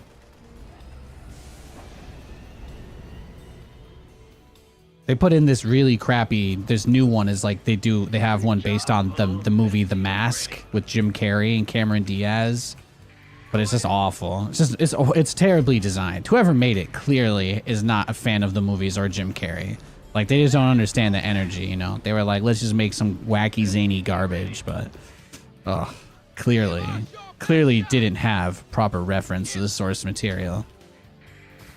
What are these guys doing? What are these guys doing? So when I find out their security team watches my stream and I'm gonna show up tonight and they're gonna just handcuff me straight up. It's gonna be over, man. It's gonna be over. Command Center 2.0. I don't know why they'd handcuff me. I meant they just like kick me out or something. I don't think I just broke any laws, but hopefully I didn't. Don't gamble, by the way. It's a terrible habit. Swap away. Most people aren't as good at self-restraint when it comes to stuff like that as me, so it's not something I really worry about. But being able to tell yourself no is an ability that not everybody has. So if you don't have that ability, don't ever bet money on anything. Trust me, it's not a good idea.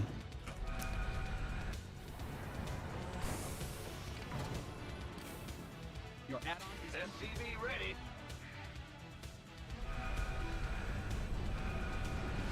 You ready for war? Victory. Certainly. Very well. Your friend had never seen The Mask? Oh, okay, yeah, that's fun. That's fun. Reported for map hack. Oh my god. He thinks I'm a genius, huh? Go ahead. This guy thinks I'm the Flash. SCV ready. your SCVs are Thank you, I guess. This better be good. It's incredible. Big job. Well, I'm not here to judge the choices of other people. I'm just saying be responsible if you're gonna do stuff like that and understand your limits, etc. If that's something that you choose to do in your free time and it doesn't get in the way of your day-to-day life and your responsibilities, then who am I to tell you that not to do it? I mean, I'm literally doing it, and I'm just telling you that I set boundaries and I'm careful about it because I don't want you guys to think that it's okay to just go crazy either. I know I've met a lot of people in my life that have had some serious issues in their life caused by gambling, so it's just something I'm aware of. We could use some help here.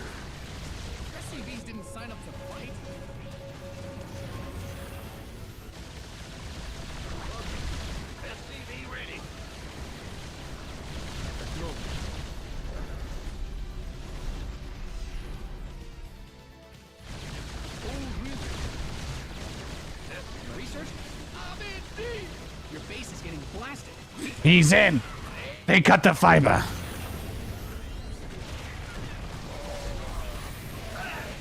SCV ready.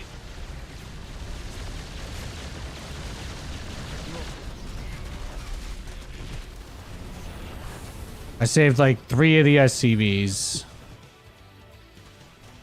Add-ons finished. Can't hold them. Oh yeah, no, this is crazy.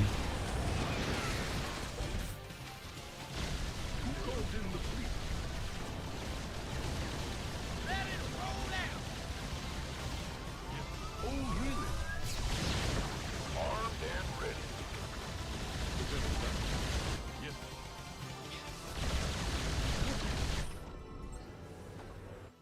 Yes. You lined out a mineral. Oh, he sent everything home. That's awesome. Right? SCV ready. Oh, really? Play Rain on Me by Lady Gaga featuring Ariana Grande. SCV ready. You mined out some of your minerals. What can I say? It's a banger. Yes. Well? Ah! You scared me. Yes. SCV ready. Who called in the fleet? I'm on it. Oh, really? SCV ready. Well? Yes, Commander. You lined out. SCV ready. We could use some help here. Ah! You scared me. Workers win games. Protect them. SCV ready. SCV ready. Who called in the fleet? You've depleted that mineral field. Go ahead. SCV ready. He's crazy. SCV ready. Lay it on. SCV ready.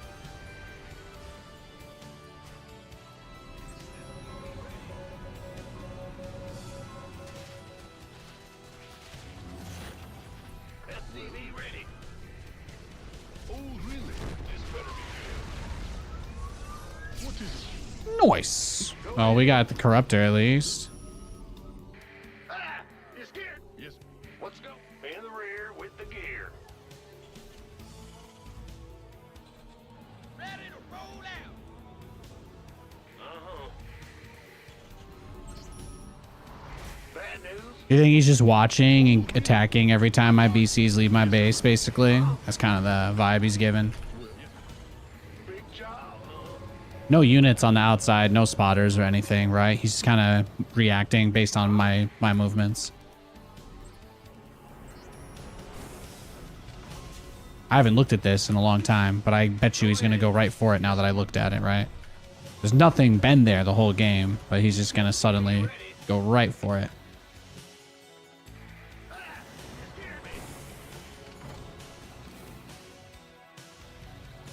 Your base is There it is. SCV ready. Yeah, so he's watching the stream. He's watching the stream. For sure. Oh, really? Oh, really?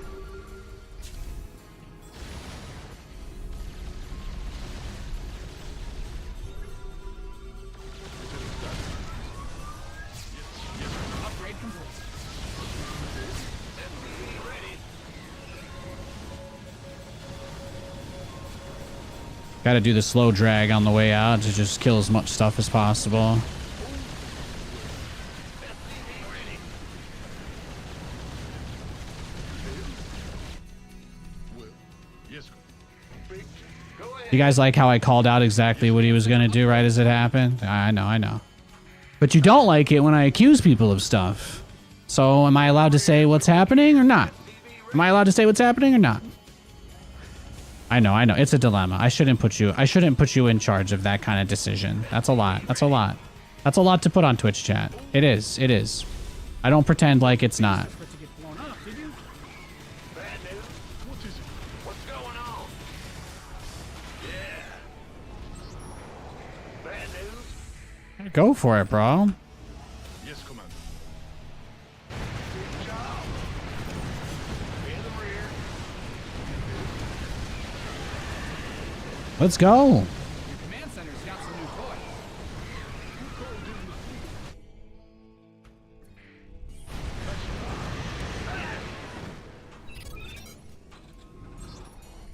toys. Again, this is what he wants. Just remember that. Yes, Commander. Yes. Go ahead. SCV ready. Lay it on me. Yes. It's like always really obvious when people are, Your research. at least to me, it feels pretty obvious in situations like this. SCV ready. What's going on? Bad I do love my fans though, even if some of them are a little clingy. big job. SCV ready.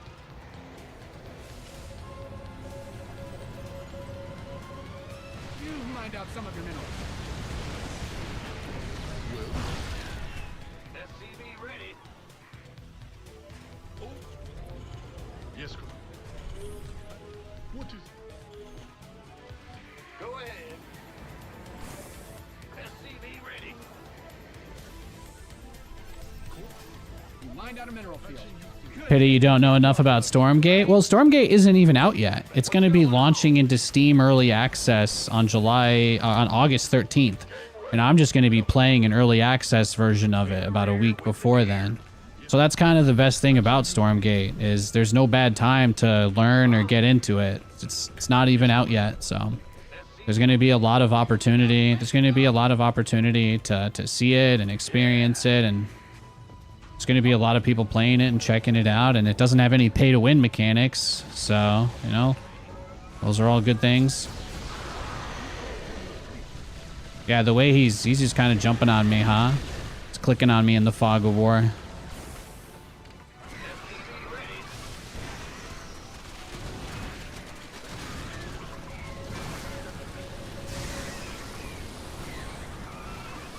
You mined out some of your minerals. The nice thing is we made him commit a crazy amount to kill that base, and it doesn't really give him any additional access to us. So that's the really nice part. Like he doesn't really get too much from killing that because it doesn't open up an avenue to me or my base. Yeah, he just has to break that open now. Yes, Commander. You hail? And all he can do is just try and counter everything we're doing. He's just staring. He's just like checking every 3 seconds, be like, hey, hey, hey. He hasn't started building anything else yet, right? Watch him all of a sudden get real careful once we get some mines on the map. Mined out a mineral field.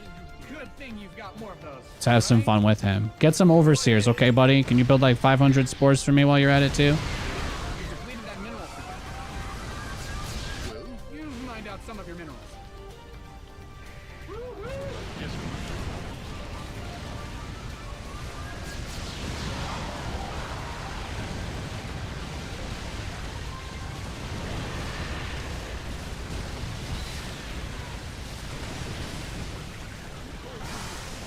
You've exhausted that Vespine geyser.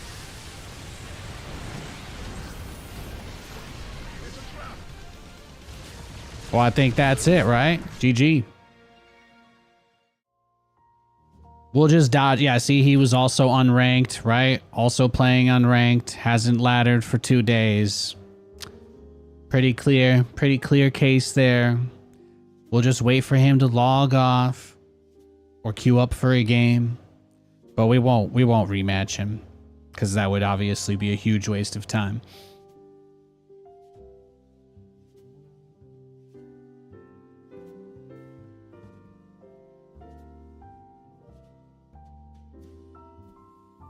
Brood War skin planetary. It's really hard to tell, right? It's really hard to tell the difference between the planetary and the regular command center on that skin.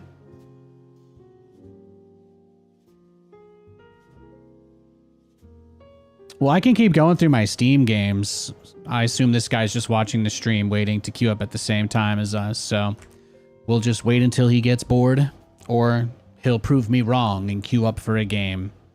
Either one of those situations, we win. So here's the other games I played. Let's go to 2023 now. So 2023, Crash Bandicoot trilogy. I was playing Crash Bandicoot last year. I was playing a bit of that last Christmas.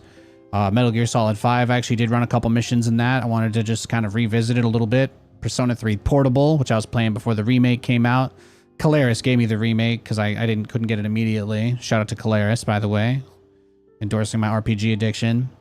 Metal Gear Solid collection. I was playing on Metal Gear Solid. Obviously, really good. Warhammer Age of Sigmar. Yeah, I tried that. They hooked me up with a free copy of that. Dead Space, which I still have to stream.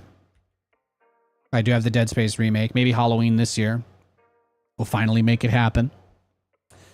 And then, yeah, Master Collection games for Metal Gear. I played all of those, so yeah.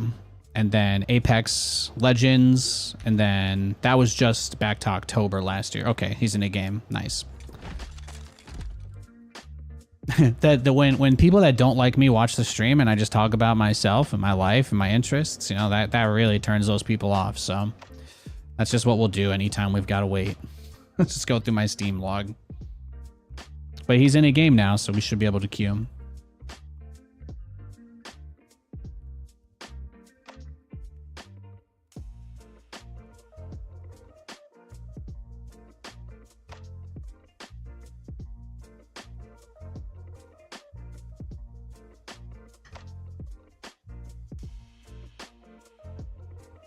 Oh, it's the Cell guy.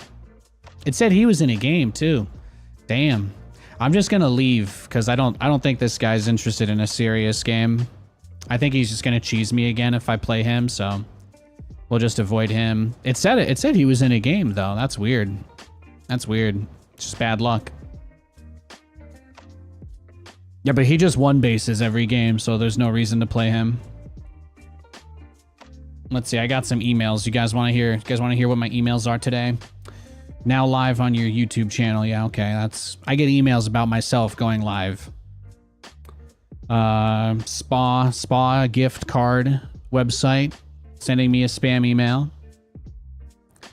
Got an email from the Capcom creators people talking about everything they announced this summer. Cool. Just got a link to a bunch of trailers for Capcom stuff. Apparently Call of Duty's trying to get people back. House of the Dragon Season 2, has not been very enjoyable. Spam email from food delivery. And then 2 emails from Bethesda. Actually, one from Bethesda and Battle.net. They both start with B, so that kind of got me caught off guard there. Let's see. Doom: The Dark Ages revealed. Oh, was there another trailer? I guess they put out another trailer for the new Doom game today. That's kind of dope. Again, I can't wait to watch Maynard no hit. I can't wait to watch Maynard beat the new Doom game with no damage. You know, I think that'll be really awesome, personally. There you go. Good boy. He queued up for me. Good boy.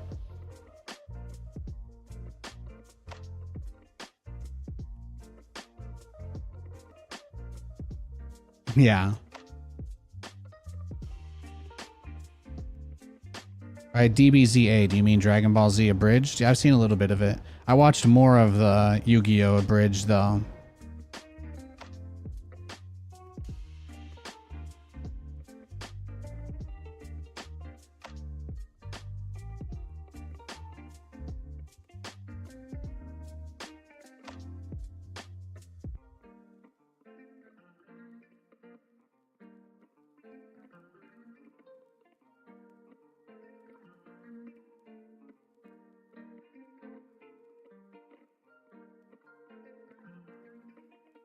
You're a troll like that? Yeah, I can tell. You got the whole entire chat filled. Just you, huh? Guy walks in here, thinks he owns the place.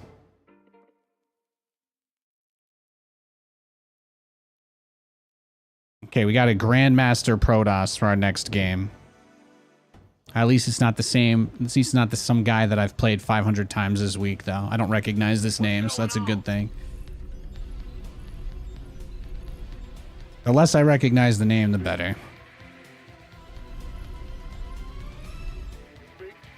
SCV ready.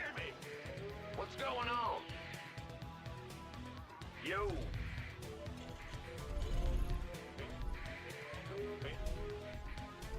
SCV ready.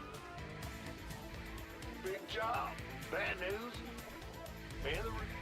What's Man the rear. Man the rear. SCV ready. It's your time. Sure thing.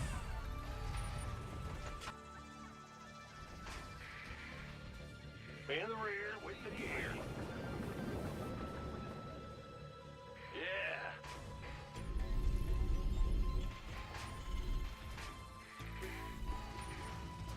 SCV ready.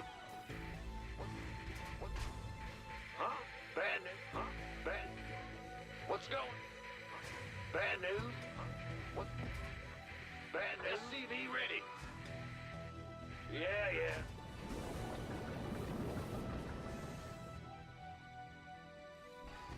Bad, huh? SCV ready. What?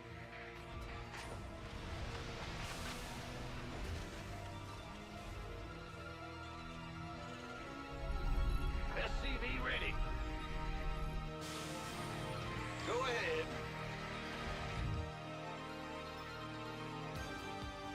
Yeah, whatever. In the rear. What's bad? Go ahead.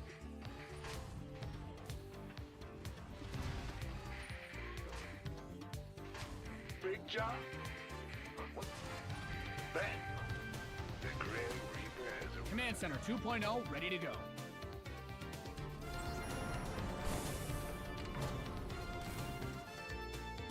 That's all.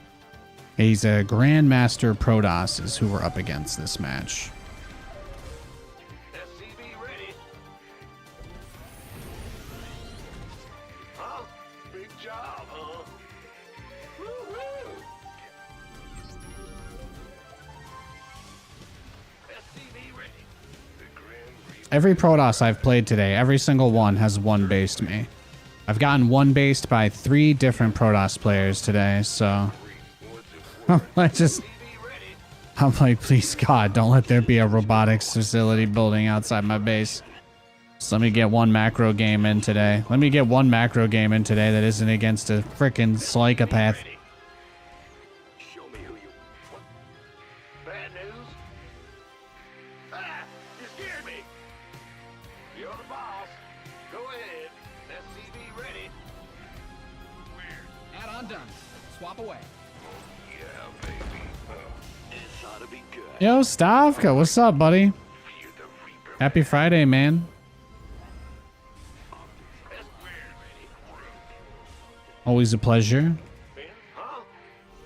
Stavka, I want you to know that I played a League of Legends ranked game this morning, and I was playing Malzahar in mid lane. Okay, my opponent was a Xerath. Okay, and you can look at my match history and see how hard I dumpstered this team. You gotta look at my match history, okay, when you get a chance. But they surrendered at 16 minutes. It was beautiful. It was fantastic. Pick. I had a Nidalee jungle. Acknowledged. Picking up. And with your favorite skin. And she was 4-0-3. Ganked me twice. And I just absolutely bullied Xerath out of the game. It was fantastic. As Malzahar, you know, Xerath's poke is really annoying. So it's like kind of a point of pride. You know, it's like honor bound almost anytime that you beat a Xerath or play a Xerath even as a Malzahar. Because they're like, oh, your abilities are all just click. And all my abilities are skill shots. And I'm like, yeah, well, welcome to video games. Everything's not the same. And then they act like it's a big deal. And I'm like, you could just play the same guy I did. You could ban him too. I mean, anyway, you know what I mean. It's good times. It's good times. 13-2 as a team. Very proud of you. Thank you, Stavka. Thank you. I knew you would care if I told you, so thank you. I didn't grief. I didn't feed. My vision score is really good. I recently discovered that I actually am in the top 0.1% of ranked players in terms of overall vision score. Because apparently just nobody ever places wards. So that was, you know, that's wild. That's wild. People just don't place wards. They just don't. Command Center 2.0 ready to go. SCV ready. Bandit, big job, huh? I always target the Stalker because Stalkers are expensive. And adepts are kind of worthless. Like, killing an adept doesn't move the needle for the game's win condition, in my opinion. It doesn't move the needle at all. Killing a stalker does, because I mean, let's just think about what just happened, right? He kind of poked the ramp over here. In that situation, if he had 1 or 2 extra stalkers and I had lost my cyclones, as I was probably always going to lose those, then maybe he feels brave enough to blink on my unsieged tank, you know, rather than, I don't know. There's a lot of ways that it could have gone worse if we want to hypothesize. So we prevented that by at least limiting, or we possibly prevented that by limiting his stalker production. As for whether or not it was like 100% because of that and no other reason, probably can't say that though. That might be a stretch. That might be a stretch.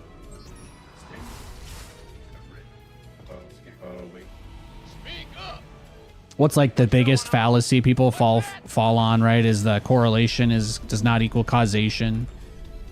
So it's like it may be true that those two things happened at the same time, but they may not always be dependent on each other being in or not in that state. Yep. Go ahead. Now we're just going for it, man. We're going for the BCs. It's time. It's time. Wards are for nerds. Yeah, the lack of shit talking makes points me though. You know, I did get banned. I actually did get chat restricted in League once. It was right when I started playing ranked. And I actually tried to stick up for somebody else, and then everybody reported me. And I realized, I was like, oh yes, the biggest mistake everybody makes on the internet is they assume that everybody means everything seriously and personally, but like only in negative context, right? Like whatever reason, that's how humans are wired.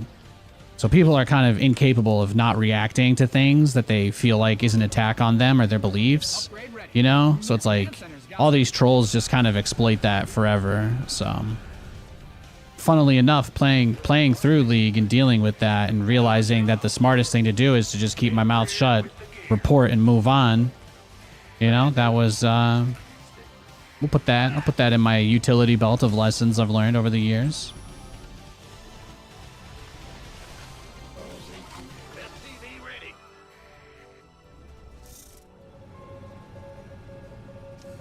But once you accept that the whole point of like all griefing and trolling is just to get a reaction, and once you realize that the reaction you give literally doesn't matter, there's nothing you can say to someone that wants to fuck with you. There's nothing you can say to them that makes you win, because engaging with them at all is always the win condition for them. It's like the jester. It's like the jester in a game of Mafia, right? When you engage the troll, he immediately wins. And then he only keeps winning if you keep engaging. So it's like, you know, a really great demonstration I saw of that was when we finally watched this show, What We Do in the Shadows. And I realized Colin Robinson is every internet troll. It's exactly what it is. Just literally feeds off of people's attention, just arguing with him over things he doesn't care about at all. It's beautiful. It's also horrifying. I like horror movies. I think some of them are beautiful, but they're also horrifying. Those are not mutually exclusive. In fact, there's a lot of horror movies where beautiful things kill people, right? So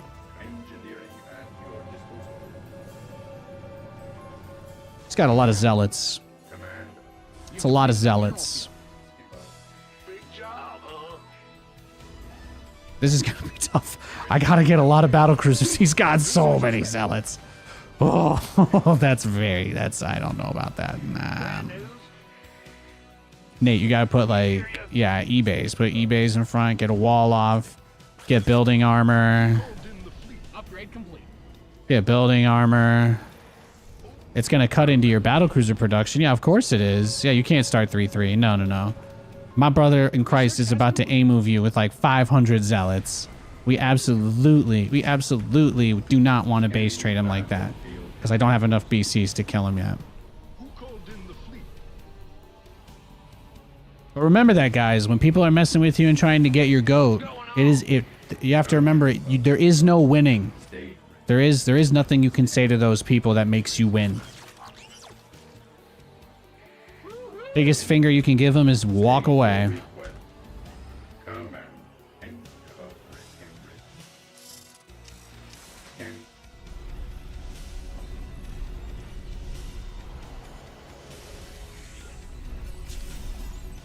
Go ahead. of engineering at your disposal. State your request. Job confirmed. Immediately under. Oh, I got his recall. Nice. You've mined out some. Ba-da-da-da-da-dum. Did he recall all the way into his main base so I could drop turrets on his gold now? Look at this. Look at this fortification of his. Order acknowledged. Command center upgrade complete. System. Command. Scanning battlefield. The nice thing about this is we kill some probes, but more importantly, we kind of check on the state of his tech. Like, for example, we know he doesn't... Oh, his Archons are stuck there. That's hilarious. That's even more funny that he recalled there now. But we want to know that he hasn't already tried to build Stargates. Right now, I could teleport onto him, but I don't want to because I obviously don't have that much supply yet. And there's still a pretty good chance that he kills me. Well, never mind. We're going for it. Where's the cyber core? Get the core. Get the core!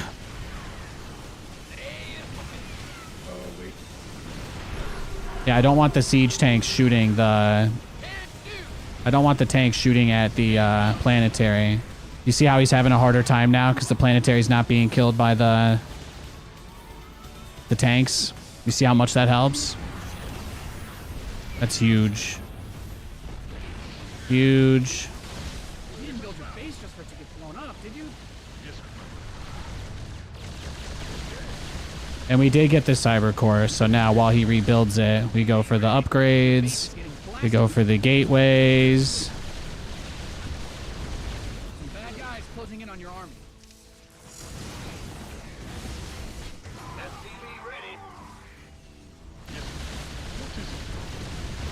Your base is under siege.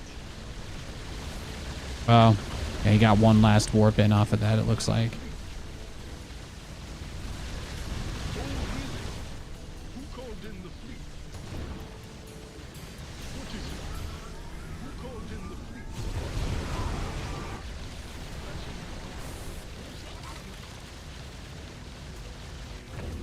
Who called in the fleet?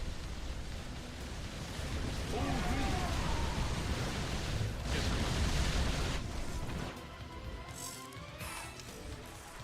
In the ring. oh, really? Yes, Commander. Thing is, there's a lot of pylons here, so if I get the Nexus, the Robo, and like a bunch of his pylons at the very least, it comes harder for him to make a lot of units since his army is kind of all of his supply at the moment. It's more or less where my head's at. There's the cyber core, so that becomes the next target.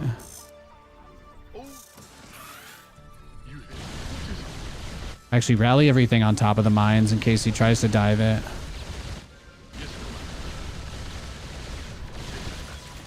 Your base is getting blasted. Who called in the fleet?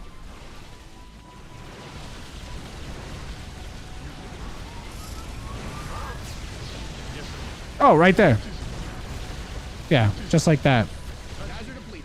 You've bled the planet dry. Yes. You hailed? Big job, huh? I'm going. You mined out a mineral field. Good thing you've got more of those, right? Yes, Commander. He doesn't have anything. What is it? Yes, Commander. Yeah, I knew it. He doesn't have shit. Vespine guys. He's just trying to bait me to the corner of the map here to waste time, that's all. He failed. Work all day and then I wake up. It's a trap.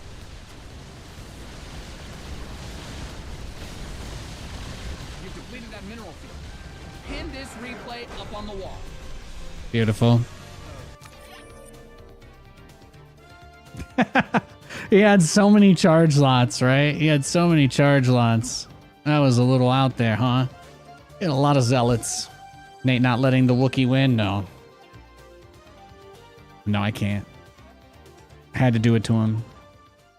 I had to do it to him. I had to show up. I had to show up. I had to show out. He was Grandmaster, by the way. You see that? You see that? Roasted and toasted.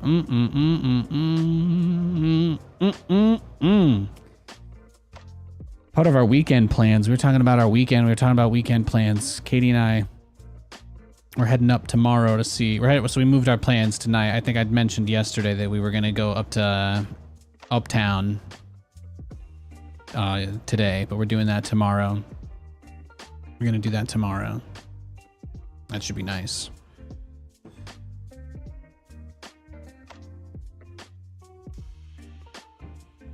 The probe scout guy. Oh, this is the guy that just cannon rushes, right?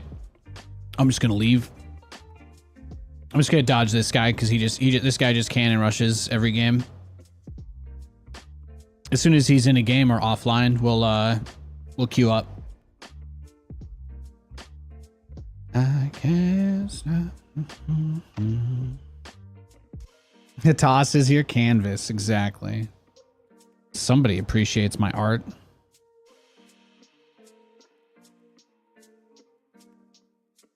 All right, let's keep going through my Steam games.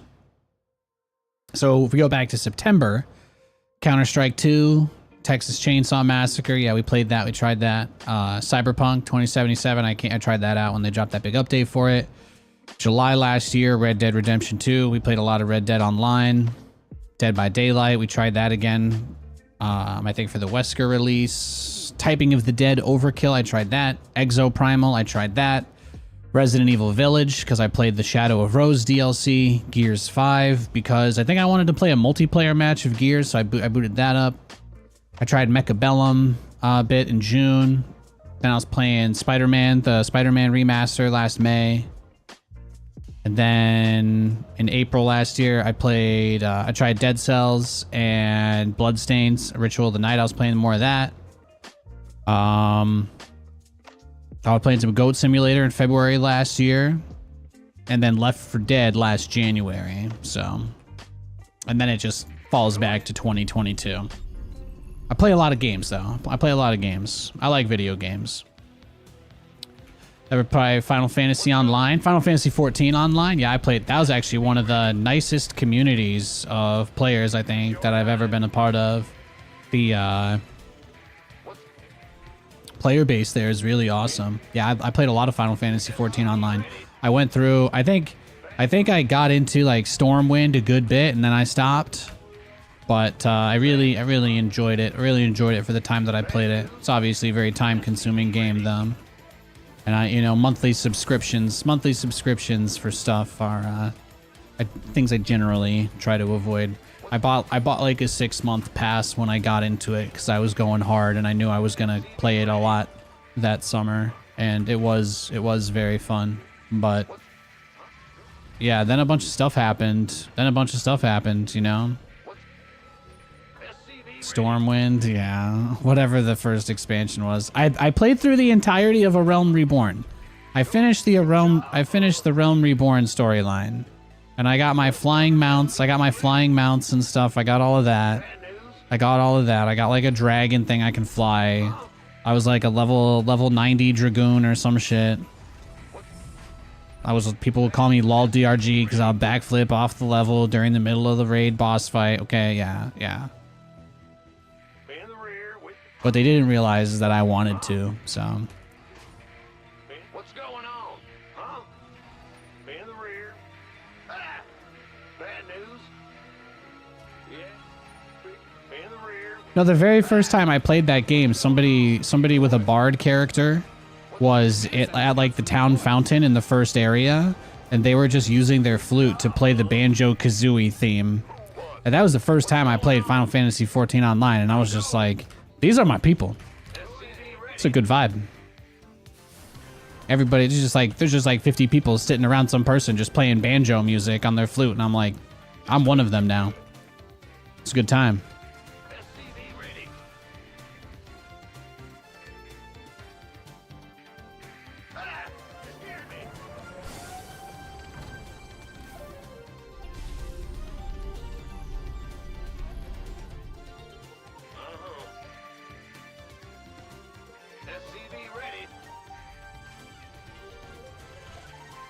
That was right before. That was right before. That was right before me and Katie started talking.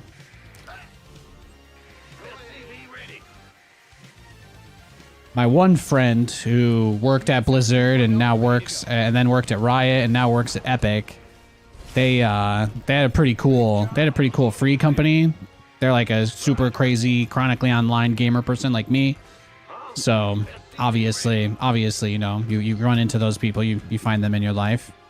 And they had a pretty great free company. I would just go party with them. So they owned a bunch of houses and shit, and that was it. It was just a good time. Everybody I've ever met playing that game was really cool. That's one of the reasons why we like playing Fallout 76 quite a bit. We just don't really have negative interactions with other players, and it's just nice. Whether there's not any way to grieve people or whatever, it's nice. It's nice when you don't have to deal with people just literally trying to get in your face for no reason, which is most of the internet now. So anywhere I can get that kind of experience, I like it a lot. We've been playing Fallout every night since the TV show came out, and it's so cool when you can just see on the map that people are checking out your camp and looking at your base and stuff, and some guy buys like some plans that you have there that you have like 3 extras of that you don't need, but he's like excited he can finally get this item because it's in your personal shop, and I love that. Like just all of that stuff, like it just makes you feel good when it makes you feel good about contributing, I guess. And that's the best part. It might be the best part of the game. But they've made the experience a good deal better. I first played it in like 2017 and it absolutely sucked nuts. Like it was awful, but you know, it turns out you give them 7 or 8 years and the game will mildly improve enough to the point where it's fun to play. I'm not gonna say they fixed everything, but it's definitely better. Better. Big job. Yeah. Add-ons finished.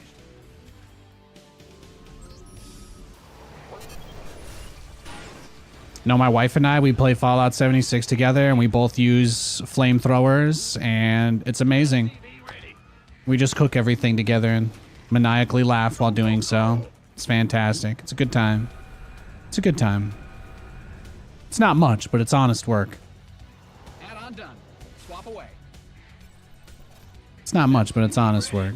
Thank you, Bad Diane. You get it. You get it.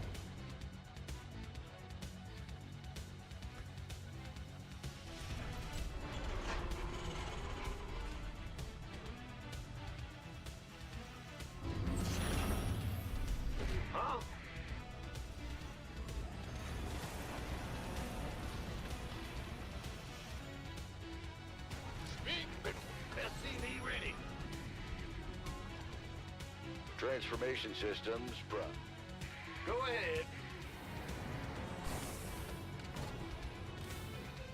SCV ready. Ah! What? In the rear with the gear. SCV ready. SCV ready.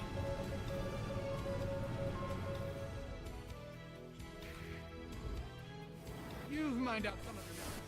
SCV ready. SCV ready. Bad news. Ah! What's going on? Who called in the... SCV ready. SCV ready. Take it slow. He's already got the Hydras and the Infestors. It's beautiful. This man literally crafted his whole entire own strategy just for me. It's incredible. It is.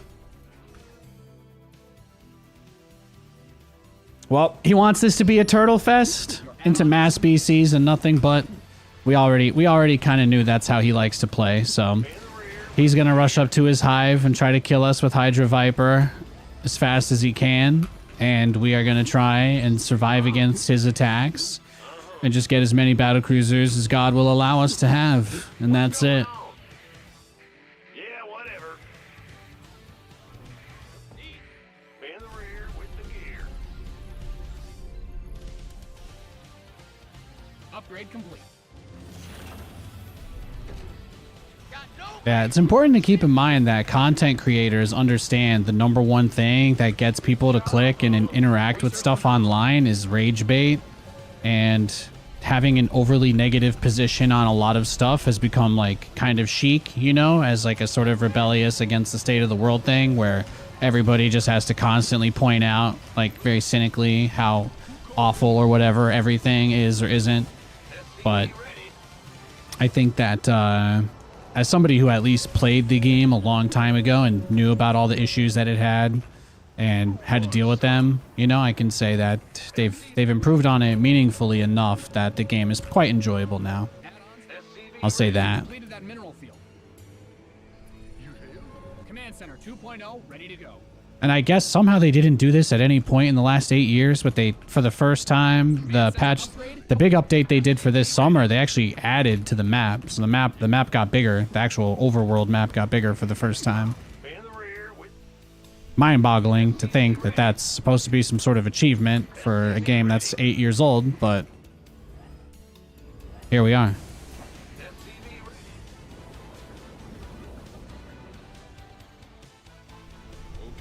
Upgrade ready. Noise. Really, for me, what sells it is that I actually only have pretty much positive interactions with other players, because there's just not really any mechanics to grief people, but there's a lot of ways to like be friendly and like help people out. So I think one of the reasons why we like that game so much is because it's just one of the few places where we just have, you know, we just don't have to deal with psychopaths, but we can actually play a multiplayer game and not have, you know, not deal with people taking out their trauma on the chat or whatever, running it down mid.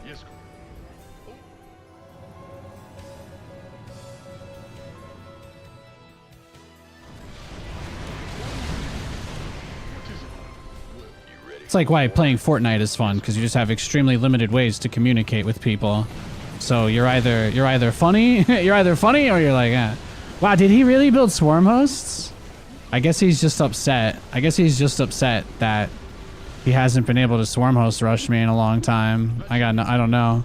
This is what this guy would do, but I think he's only doing it now because he knows the only reason I always go BCs against him like this is because he always goes swarm host if I play regular mech. So we're kind of like at an impasse, I guess. He doesn't respect me enough to play just against my style, but he does respect me enough to at the very least play he seems to respect me enough to play for the hard counter at the start. But then he just does his swarm host stuff, I guess, because he finds it funny. He finds it cheeky.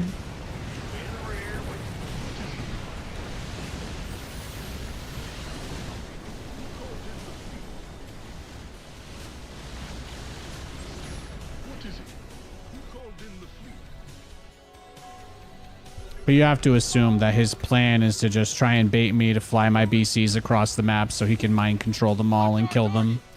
That's it. That's all that is what he's doing. He doesn't have, there is no other plan here. His plan is for us to take a fight where he just mind controls all my stuff, and that's it. That's all.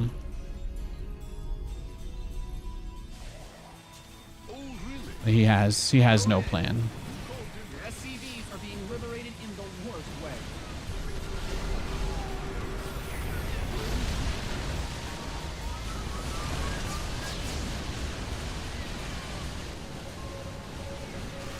The man with no plan.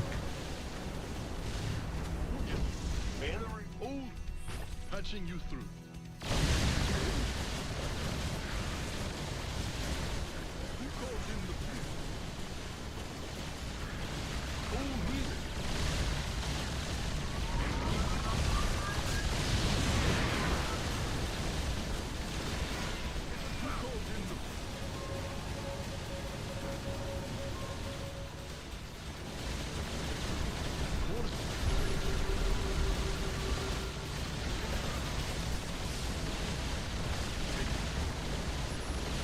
This is taking a long time for whatever's in here to build, huh, buddy?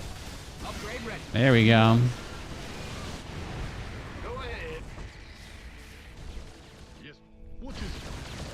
Yes. Yeah, let's go, man. Let's go. This is what he wanted, right?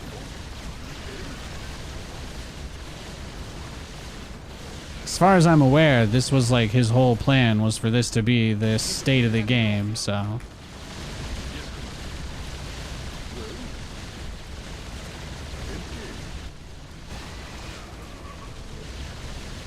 What is it? You didn't build your base just for it to get blown up, did you? Well? Who called in the fleet? You mined out a mineral field. Good thing you've got more of those, right? GG! Yeah. I don't know why he tried to force the swarm host thing. I think he just tried to make me mad, but I don't even care about swarm hosts anymore. Sherman's March, Scorch Earth stuff right there. This guy, like he's Nathanias-esque, right? He doesn't care what you are gonna do. He doesn't care.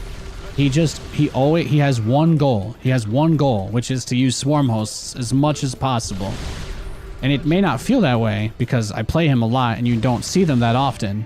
But also, you guys notice I rush battle cruisers and he has hydras and burrow infestors with neural parasite already done, waiting on top of like 5 spores in his main. So it's like, you know, he overloads pretty hard in a certain direction, for better or worse. But that denies him opportunities too. Something to consider.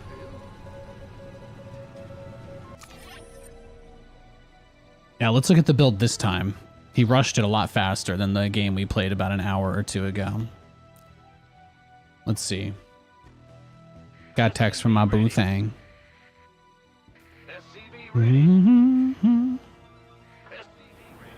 Oh, snap. Katie's giving me some updates on our plans tonight. Ay, ay, ay. Oh, yeah, but look at his build. Okay, we'll take a look. We'll take a look. Was Spider-Man Remastered good? You got a Steam Deck for your birthday and you have that game. Gonna play it soon. You know, I'm gonna tell you that my favorite thing about it, as somebody who spent a lot of my childhood and was born in Brooklyn, it's really, really cool. I'm more excited about the second one getting to PC because they actually added Brooklyn onto the map there. That's where my grandfather lived out the rest of his years when he moved to America. That's where my father grew up when they moved to America. So it's like, you know, New York City is a really special place to me. So I really like playing the game and kind of flying around and stuff. The missions are okay, fairly repetitive. The combat is really good. If you like playing like Arkham style games, if you really enjoy like the rhythm of the combat and kind of having whatever your favorite tools are and spamming them, like it is enjoyable. I like playing it. I thought it was pretty good. But just between you and me, sometimes I just kind of like to vibe, get a cocktail, and just kind of get into a nighttime scene in the game and just fly around New York. Is that weird? I just kind of like web slinging around the city and not doing anything. Maybe occasionally beat up a bad guy, but it's kind of just nice. It's kind of just nice to fly around New York City, I guess. Maybe I'm just weird. Just kind of fun. It's just kind of fun. Silly little fun, you know what I mean? That's what I like to do.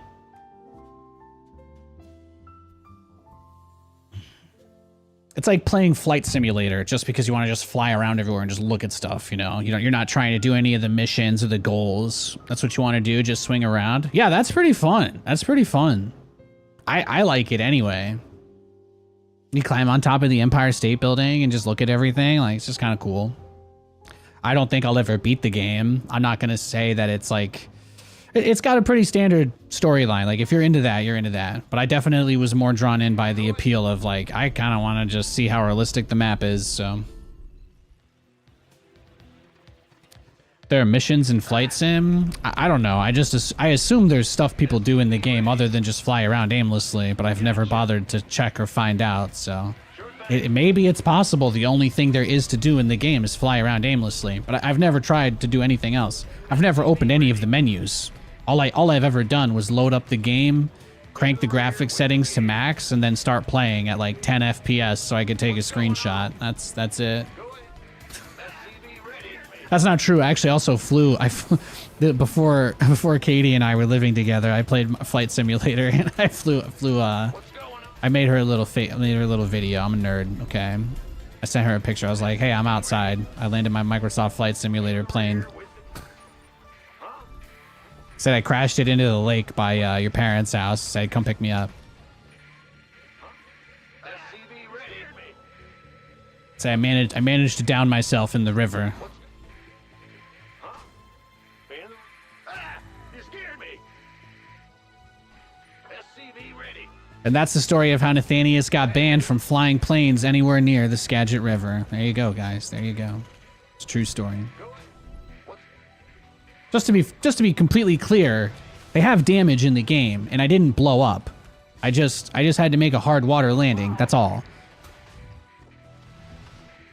Plane, the digital fake plane was completely fine. Just to be clear. Go ahead. Uh-oh. What's going on here? Uh-oh. Oh, he's Terran. He's Terran. Oh, I'm doing the wrong build. I'm doing my Terran versus Zerg build. Your SCVs are under attack. The airports are all closed. Exactly.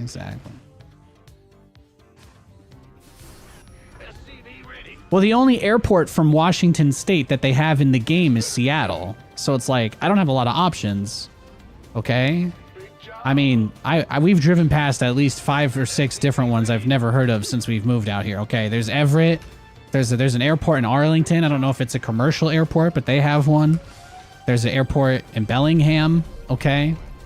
I've flown out of Bellingham Airport. I know. Okay, Microsoft Flight Simulator. Aren't you guys all from Washington? Really? Just Seattle? Ugh. Go. In the rear with the gear. SCV ready. We hear you. Command Center 2.0 ready. I don't know if this would be enough to stop him, but I gotta try, I guess. SCV ready. I went to Camas once and it was really pretty. I don't know if I know where that is. I've only lived here for like 2 years, so. You're from Centralia? You see, that's the problem. I also went to school. I did all my school years in Pennsylvania, and we have Centralia there. So I don't know if you're talking about Pennsylvania or Washington. Is there Centralia in Washington? See, I literally don't know. It's hard. It's hard. It's like when I found out that there's a Lancaster in California and a Valencia, but I've been to Valencia and Lancaster and 2 other places that are very different, so. Lancaster is in like Amish country in Pennsylvania. We've been up there a bunch. SCV ready. Although obviously you wouldn't live in Centralia, Pennsylvania, since it's a condemned town, so. I would be shocked if you had functioning internet service there, since no one's supposed to live there. The endless fireplace. Yeah, Centralia. That's, well, I know all sorts of Pennsylvania fun facts. Okay, I got you guys. If you ever need PA based fun facts, I got you. Okay, and I actually spent a very large portion of my life there, unlike people who go on TV and say that they're from there. Okay, who are actually from Delaware.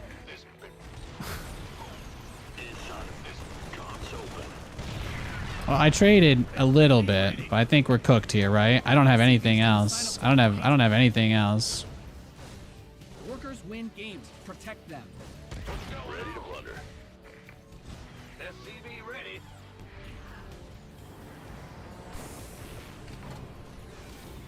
Your SCVs are being liberated in the worst way. SCV ready. Mate, you ready for Huh? transformation systems primed? Oh, it gets flooded? Ah, I see. SCV ready. No, Centralia, Pennsylvania was a coal mining town, but apparently they like blew up a coal vein basically underground that lit a endless fire that still goes to this day.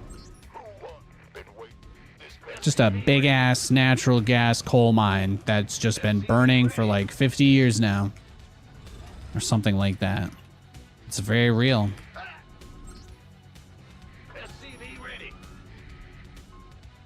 SCV ready.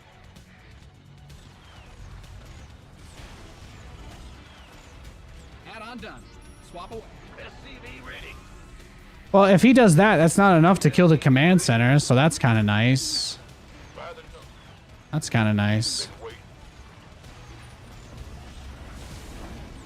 Want a piece of me, boy? Oh, see, there you go. It's all good.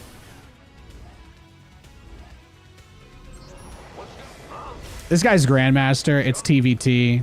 There's no reason to get invested here. I'm gonna do my BCs even though he scouted it. I'm gonna teleport them into his base, and if he just kills them, I'm gonna leave the game. I think that's the least frustrating way to play this out, since he's obviously just been wailing on me the whole time. Yeah, it looks he's ready. It's over. Let's go next. I'm gonna dodge him though, since he's gonna play like that. There's just no way I can play a macro game against somebody who does that. We can clear out some of these old ones since these guys haven't been after us for a little bit. Yeah, as soon as he's in a game or offline, we'll search for a game.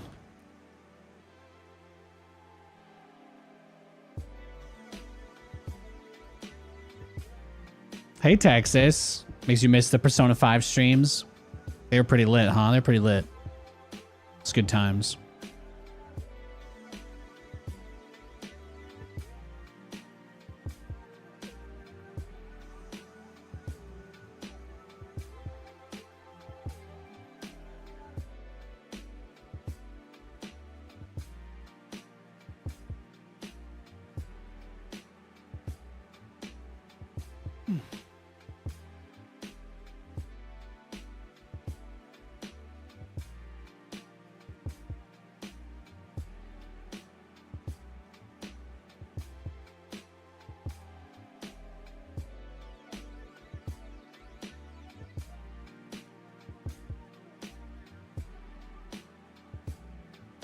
All right, he's in a game. We should be good to search.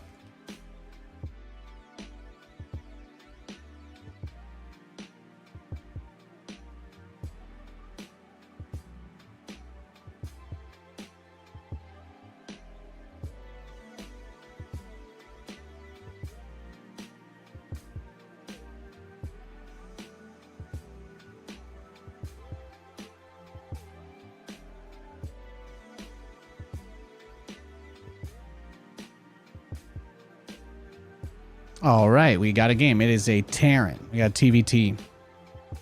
Mesmerized by the DVD logo, like opening to that Office episode. Yeah, exactly. That's the point. That's the point.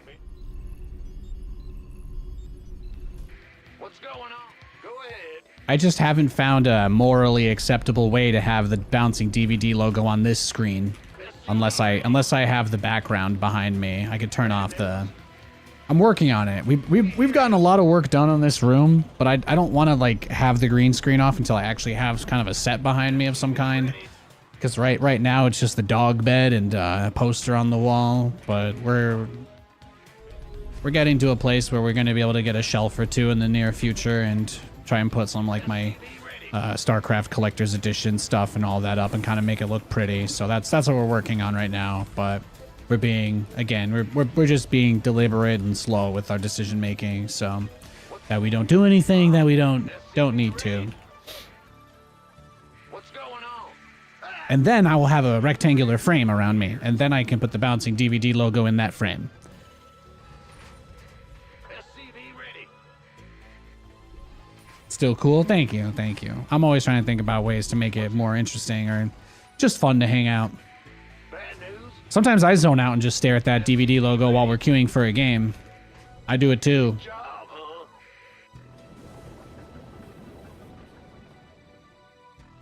Ben, what's... Huh? SCV ready.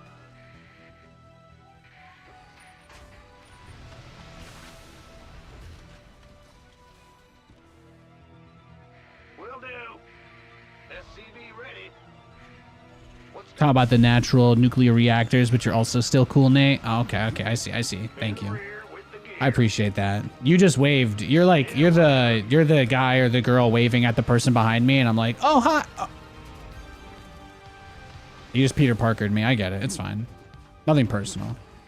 Huh?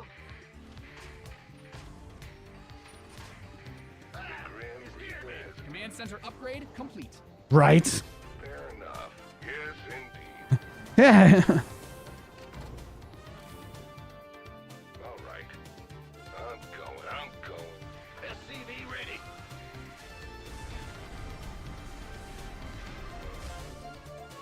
Let's do this. What's SCV ready? Yeah, so I'm just excited. Just excited. We've got a nice weekend ahead of us. The in-laws are back in town for the first time since my third nephew was born. So they went out of town for that. So that was like a whole thing. So we haven't seen them in a little bit. So they just got in. We're gonna go hang out and do some 4th of July stuff tomorrow since it's in the middle of the week next week and we don't know what we're doing for it. So we're gonna go grill some burgers and hot dogs and s'mores tomorrow. And tonight we're gonna go get some Mai Tais and some chicken tenders. It's gonna be a good time. I might make a cheeky spin. I don't know if I told you, but the last time we actually went to the casino, I had like one of those account free plays, and I won a $25 free play, and I went 3 spins in, and I think I hit like 170. It was incredible. I've never gotten so. That's literally the luckiest I've ever gotten on a spin. It was pretty dope. Ready for pickup? So we're up. We're up a good bit on the month too. I guess I should have mentioned that. SCV ready. You know how you sometimes they're like, oh, it's your birthday, you get free spin, and it's always like $5 max. And I was like, oh, Now what? I got 25. Guess I'm gonna just yeet it on some random shit. Ready for pickup? That was fun. Your base is getting blasted. SCV ready.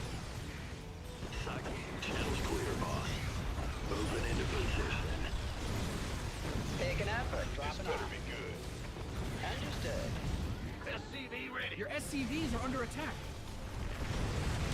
Life flight's here. Workers win games. Protect them. Well, hallelujah. SCV ready.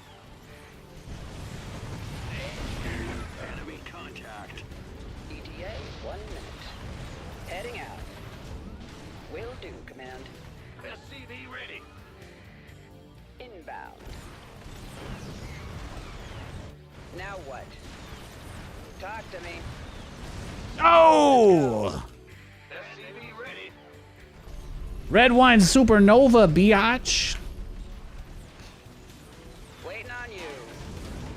Dropping off. On my way. SCV ready. Heading out. Ah! Talk to me. Inbound. Life flight SCV ready. Optics online. Oh my god, am I channeling a little bit of 2017 Nathanias over here? What the fuck? ready for pickup? No, he'll kill that. He'll kill it if I drop it. There's no reason to. Nate, just go end him. Now what? Life flight here. Get me out of this mess. ETA? Show me who you want it. SCV ready. I get ya. Your command center's got some new toys. Huh? Big job. SCV ready. Ready and You got court. awaiting orders. Channel's clear. State your command. Moving into position. Scanning the battle line. Oh, he was just ready for that too. Yeah, you knew about that, huh, Sonny Jim? SCV ready. There. Comms open. SCV ready.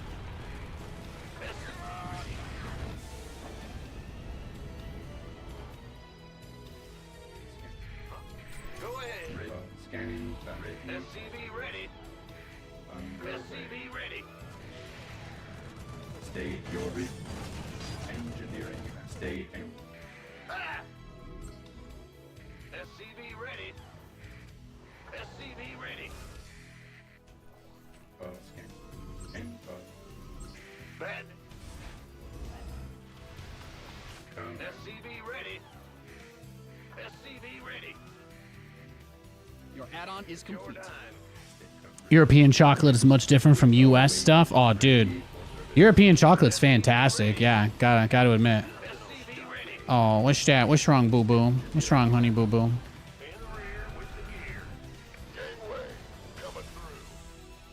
SCV ready. SCV ready. We're building 2 battle cruisers now, ladies and gents. We're on our way. This better Do you think he sent the Viking to my Cyclone because it was on the minimap? Yep. Oops. Ready. SCV ready. He forgot it was the Cyclone. Maybe he thought I sent out another medevac. State your My favorite European chocolate that I've tried, I really loved all the stuff I tried in Sweden. I spent a lot of time there. I lived there about 14 months out of a 2-year period. It was gnarly. I like Marabou. I like the geisha chocolate they got. Some good shit. Marabou's fantastic. Sweden is one of those crazy places where they have like a national brand or like a local brand that's supported like on the level of all the big major brands basically. So there's just all sorts of random stuff that's only in Sweden and nowhere else, and it's pretty awesome. But yeah, their chocolate is dope. Who called in the fleet? Their croissants are pretty great too. Squadron en route. Nathan flexing those Presperon croissants, Roddy. Not sure if this is the correct move, but at least they know he's excited about chocolate.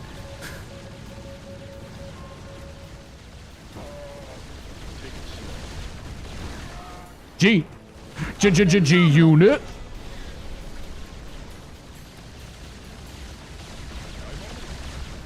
Fantastic.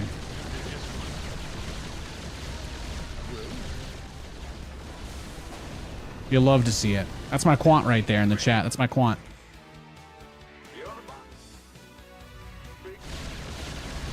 Beautiful. Did he have anything else that we were unaware of? No. No, he did not.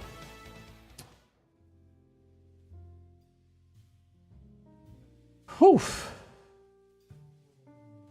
Oh, what a game. Oh, what a game.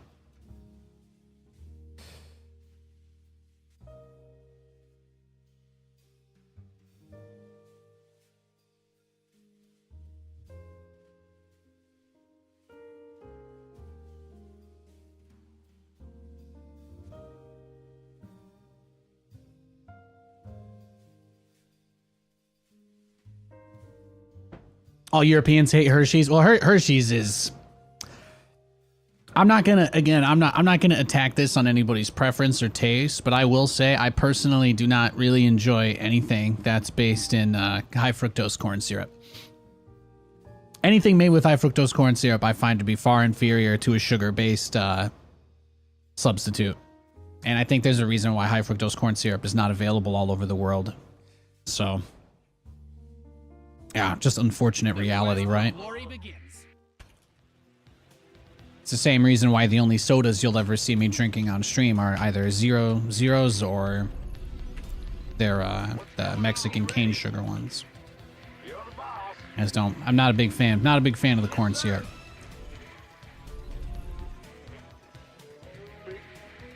That's one of my secrets. My secrets to good health and happiness. Although, it's in some barbecue sauces that you can't avoid, and it always makes me feel sick, but some of them are good enough. Some of them are worth it.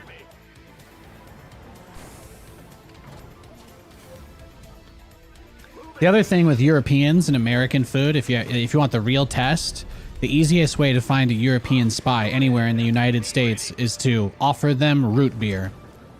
That is the number one. That is the number one easiest way. That is the number one easiest way. That is the number one easiest way. Europeans cannot stand root beer. They can't. They're like programmed not to. For whatever reason, there's nothing that any European consumes in their life that is on the level of root beer, so that when they eventually try it, they hate it. I've never met a single European. I've met some Brits, which now I guess I can say that doesn't count, right? So I've met some Brits that like root beer, but a lot of them that don't, and almost every single person I've met from mainland Europe anywhere absolutely disgusted by root beer. What's going on? huh? Huh? Ah, go ahead. Big job, huh? Man, what's going on? Now, root beer is a craft soda that's made with like what is it, ginger root or something like that, or I don't know. There's a particular type of tree. There's a particular type of tree that it gets brewed off the sap of, or some shit like that. Sarsaparilla, yeah, or something. Sarsaparilla is a little bit different than a standard root beer, though. There's definitely a difference between a traditional root beer and a sarsaparilla. Sign up to fight. This guy's going ham, huh? It's Giga tryharding over here with his Reaper. All right, done. SCVs are being liberated in the worst way. In the rear. What? SCV ready. Agreed. What's going on? Got something for me to kill. Gas from above. I'm listening. This guy is going off. SCV ready. His life depends on it, boys. All right. Now he's out of our base. We can continue with our plan. You got coordinates or what? SCV clear. Now, they all say it tastes like cough syrup. That's what everybody says. Every European I've ever met says root beer tastes like cough syrup. SCV ready. What? You want something? Root beer, I mean, American craft sodas, like craft sodas made with sugar and stuff, like actual, like good recipes. There's some good stuff. There is some really good stuff. Good orange cream soda, birch beer, lesser known cousin of root beer. Birch beer is more of a Northeast US thing though, because they just make it, I think, with like birch sap off trees. It's fantastic. It's great soda. A good quality birch beer is like, damn. But if you haven't tried it, obviously, it might sound a little wild. Sure thing. Comms open. Got Ready for done. SCV ready. Your add-on is complete. Loud and clear. Who wants some? How many Reapers did he make? SCV What are ready. you doing? Now what? Waiting on you.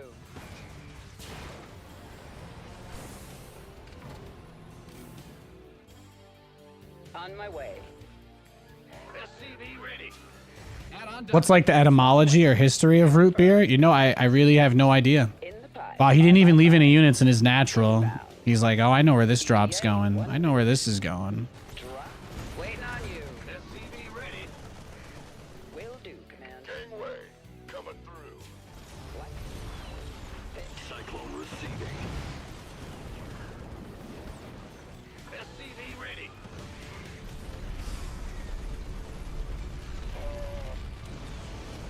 Not too bad. SCV ready. Big job. This better be good.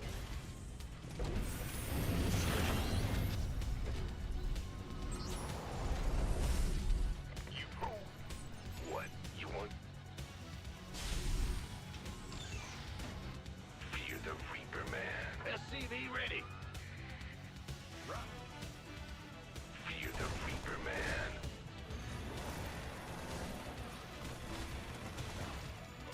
Yeah, it's possible. You got to keep in mind, too, there's a big difference between craft sodas and mainstream, like, mass-produced stuff, too. So it's highly likely that if you're using any search aggregator to look into what's in that stuff, it's probably going to be giving you some sort of estimate based on, like, the ingredients that Barks or some other main root beer chain uses, too. So it's possible that it is different based on regionally as well, to some degree. But I've always been under the impression that sarsaparillas are actually a little bit sweeter than traditional root beers. What is it? What's going on? SCV ready. Oh, you lifted his command center? There you go. Engage. Yes, sir.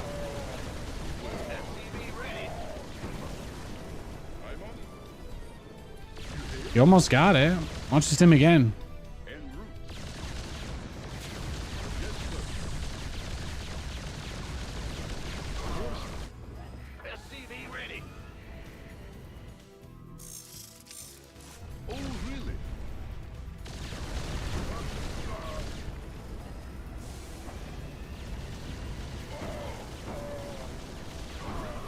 Yeah, son, you're getting kited right now. That's what's happening. This is real.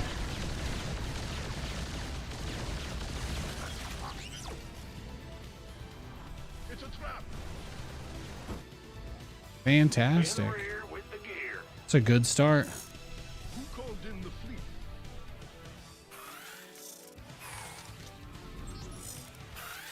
SCV Add-ons finished. Yes.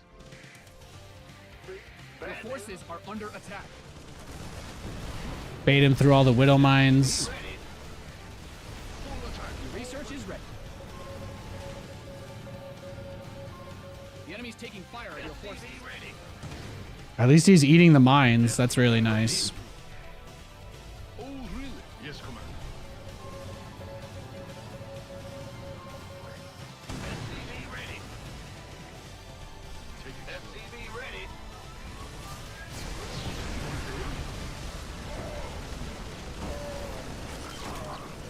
SCV ready. SCV ready. What is it? You've depleted that mineral. Who called in the fleet? SCV ready. SCV ready.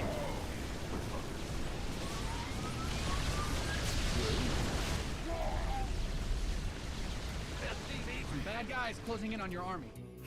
SCV ready. Go ahead. Yeah. What? Yes, Commander. SCV ready. SCV ready. He's trying. Give him that. Oh, really?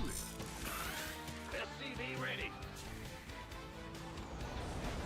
Now, I knew the widow mines would come in clutch because he was rushing units, right? He didn't get any tech at the start of the game. So that was a big indicator for me. He's not scanning. He's hardly scouting, right? He's just been trying to harass me and be annoying as possible. He's playing like a Geeky tryhard with the stream up or something. That's his play style. Not saying that's what he's doing, but that's how he's playing. Oh, really? Which is very, very fast, very reactive to me, very little assertiveness on his part, etc. Command Center 2.0 ready to go. SCV ready. The enemy's taking fire at your forces. You didn't build your base just for it to get blown up, did you? SCV ready. Well, Your base is under siege. SCV ready. it's a trap. Well, yes, Commander. Patching you through. You didn't build your bad guys closing in on your army. What is it? Squadron on duty. Go ahead.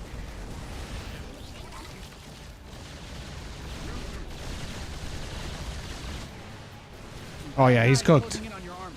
We got him.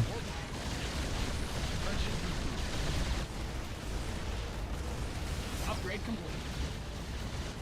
Ah! You scared me. Workers win games. SCV Protect ready. them. Your SCV forces are under attack. No, he has nothing. There's nothing he can do.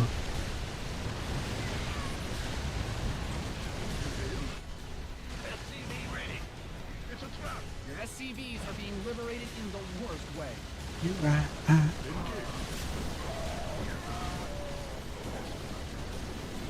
The enemy's taking fire. Well, what's your next brilliant plan, genius? Your base is getting blasted. What next, Spock? What is it? Oh, really? Yes, Commander.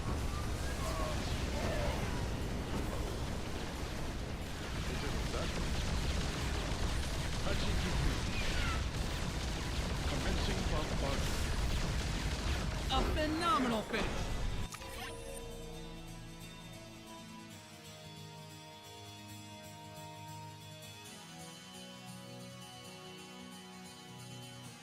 No upgrades from him either. Kind of interesting, right? He went into double armory, didn't have any upgrades to the Marines. Was this a 2-Rex? Was this a 2-Rex? You meant to say cool kids in Stavka. Oh, hey, is Katie in the chat? Hey, Katie. Katie. You went to you love Denmark? I haven't actually been to Denmark. I've been through the Schiphol airport a couple of times, quite a few times. I've taken the train from Amsterdam to, well, Schiphol's not in Denmark, Nathan. Yeah. No. What's the Denmark airport I stopped over once? God damn. Which one was that? Yeah. No, I've never been to Denmark. I stopped at the airport once. I can't remember the name of it. I only did it once, though. Oh, yeah, I just wanted to know if he went 2-Rex here or not. SCV ready. Copenhagen. Yeah, Copenhagen. Yeah, sorry, yeah. I've connected through Copenhagen once or twice. That's low. Command center has been upgraded. SCV ready.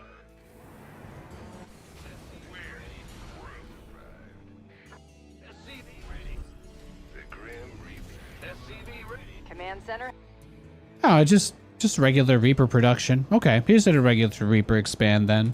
Just kind of went bad for me, I guess, at the start. He kind of beat up on me with his Reaper micro. Oh, I beat him, though, and he was a Grandmaster. There you go. We beat a couple top players today. How about that? Yeah, I was going to say Schiphol's in Amsterdam. Yeah. I was thinking geographically close, but I forgot the name Copenhagen there for a second.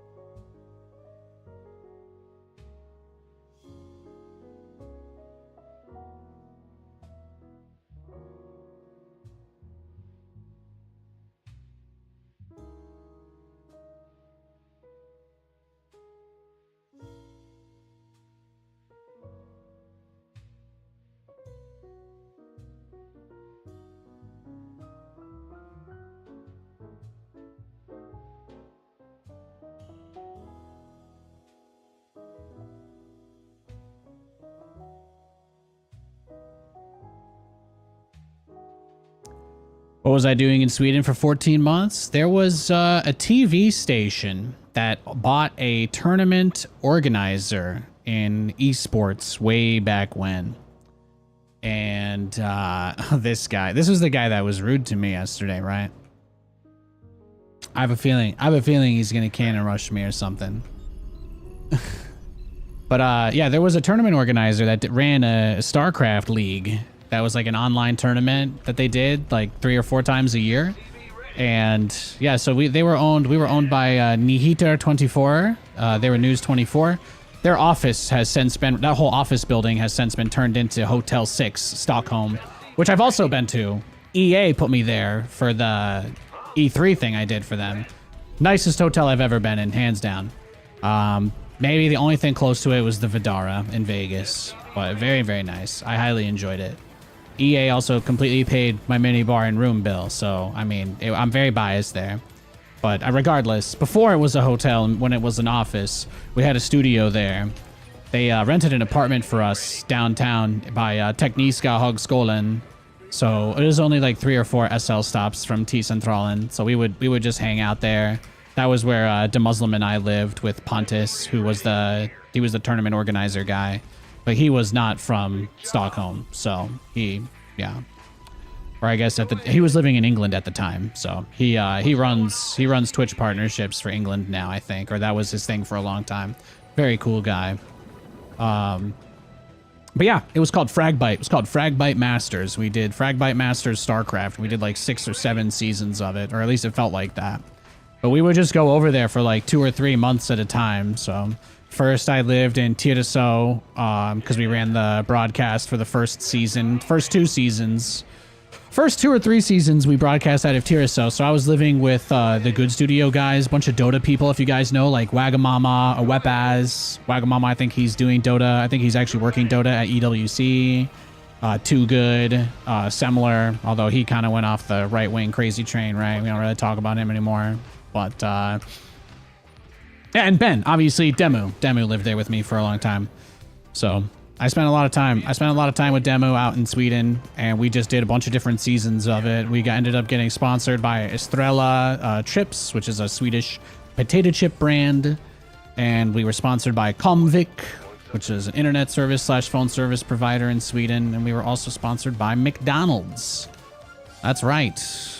That's right. They gave us free unlimited McDonald's delivery to the studio during our shows. Your boy ate a lot of chicken nuggets. Hey, fun fact, in Sweden, they're not allowed to fill them with poison either, so it's actually kind of half decent. Swedish McNuggets are on another level. No cap. For real, on God. So if you ever get a chance to try Swedish McDonald's, let me, do it, okay? The man who first told me that was Jeff, all right? If you're going to tell me that In Control didn't know his chicken nuggets, then I'm going to tell you you're a fool, so. He was the one who sold me on them, all right? Don't take my word for it. Show me who you want.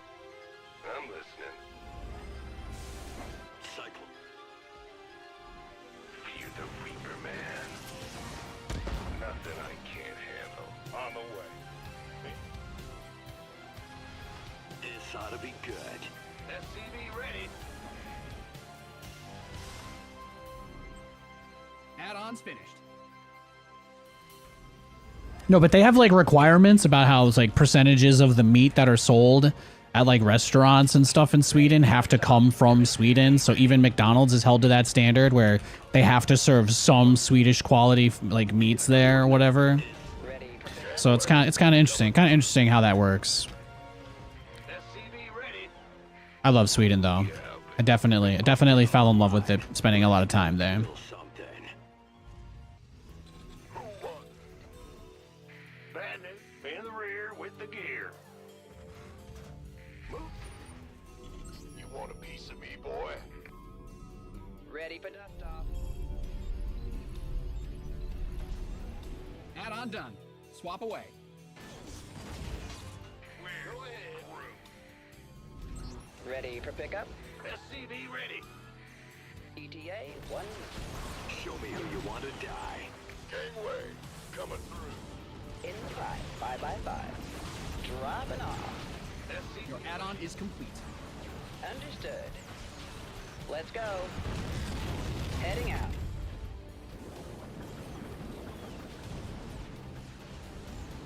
On my way. Talk to me. Fueled up, ready to go. Go ahead. SCV ready. Light flight. Beautiful. SCV ready. In the 5x5. Your SCVs are under attack. Let's go. This Ready for pickup. SCV ready. Huh? SCV ready. We could use some My SCV was under attack?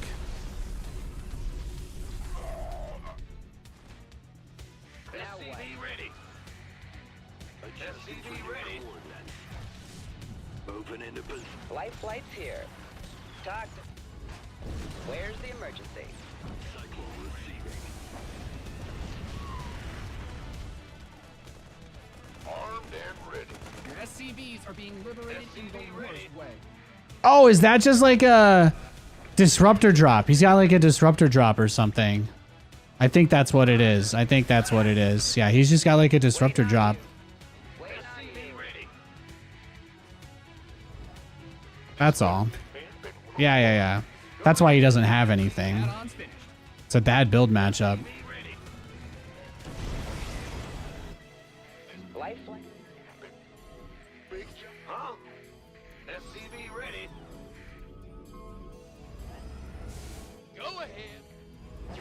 Ready for Oh, is he gonna all in us now? Is that his game plan? He's gonna try and kill us before we get BCs out? Who wants some? Go, go. Been waiting on you. Yeah, let's get it, man. I feel you. Your SCVs didn't sign up to fight. Now what? SCV ready. Light. Talk to me. Waiting on you. Just gotta hang in there for the BCs, right? That's it. What's going on? Talk to me. It's a pretty sick all in from him, though.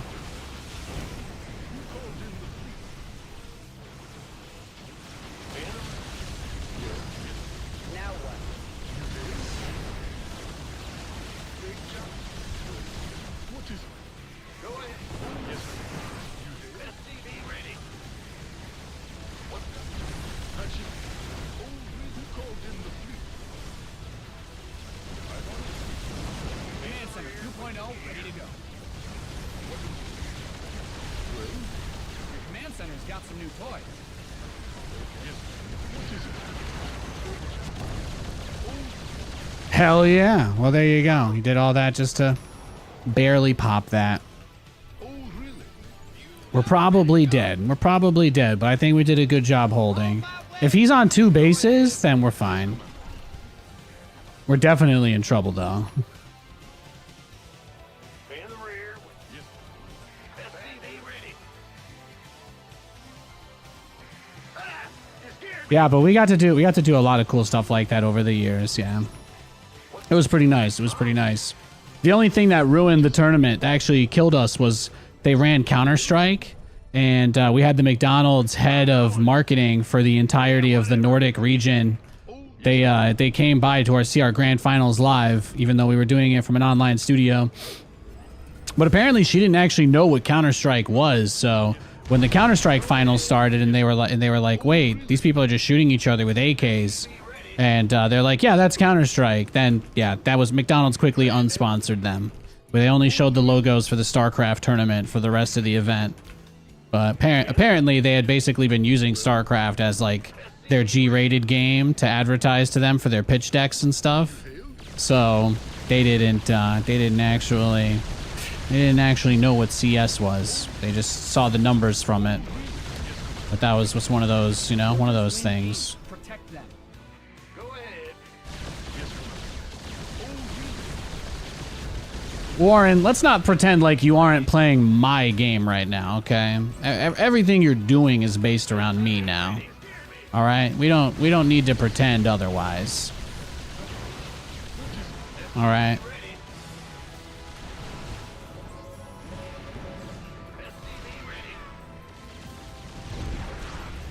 Well, Bandit. yes, Commander. Yeah, see, he's only on 2 bases, so it's not that bad.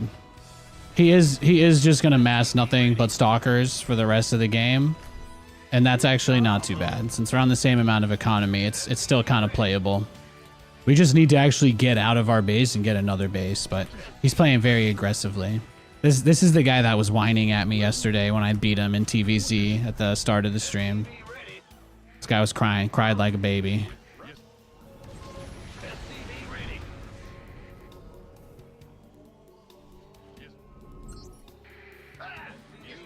Ready to go. Who called in? CSSC, same thing. Yeah, exactly, right? Exactly. What is it?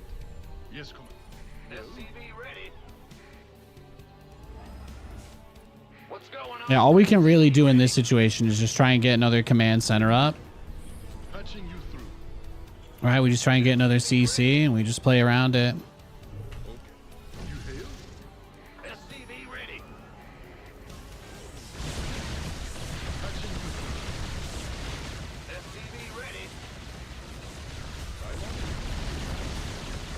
SCV ready. Your SCVs are under attack. Go ahead. SCV ready. Your base is under siege. SCV ready. All right, he wants to base trade. Is that it? SCVs are being liberated in the Nordic way. You didn't build your base just for it to get blown up, did you? SCV That's fine. Let's go get in position for it. Let's get ready. SCV ready. SCV ready. All right, I think that's game. GG. Let's go next. We'll avoid him, obviously. I think he's probably trying to get us back there. I'm gonna assume he did that for the clapback. So we'll avoid a rematch there. He got what he wanted. Hopefully he's happy and he moves on.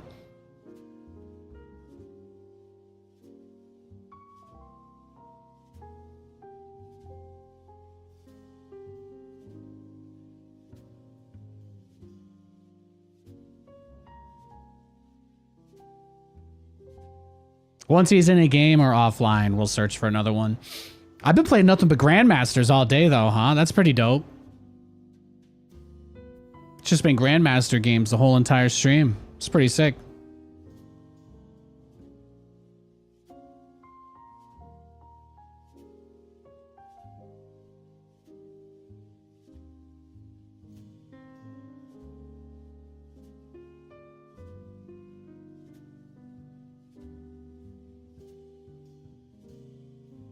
Yeah, I think it's a little bit different, right?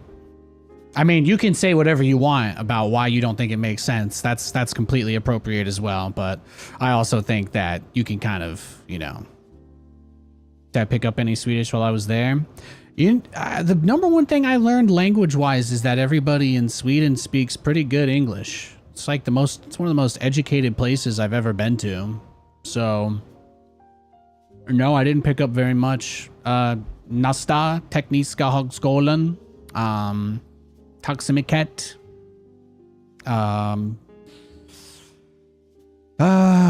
Yeah, everything I learned was I probably only asked people how to say stuff when I was drunk, so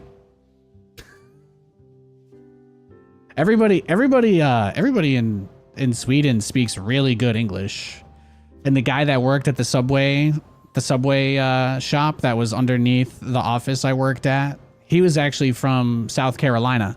He married somebody from Sweden. So the guy I would order my sandwich from for lunch when I would go walk down would be an American guy. So we just talk about random shit. It was pretty nice.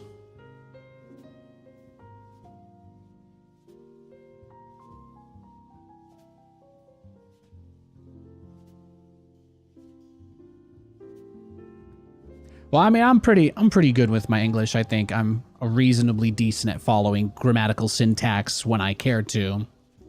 Obviously, for my very casual internet show, I say a lot of slang here that I would never use in a typical conversation with another person that I was attempting to have take me seriously, but I don't want you to take me seriously here, because that kind of ruins the point, you know?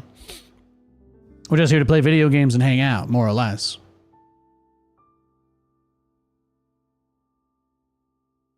But yeah, Swedes, man, they're good. They're good. It's like how all the Korean StarCraft players, everybody thought they didn't speak English forever, but they're all just kind of shy about it, you know?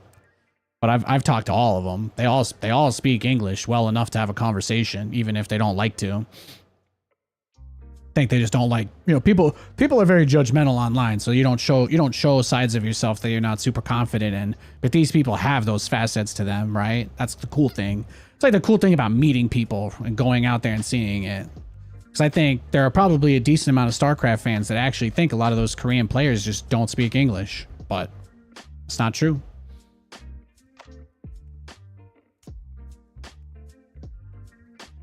They know how to say shots. Among other things.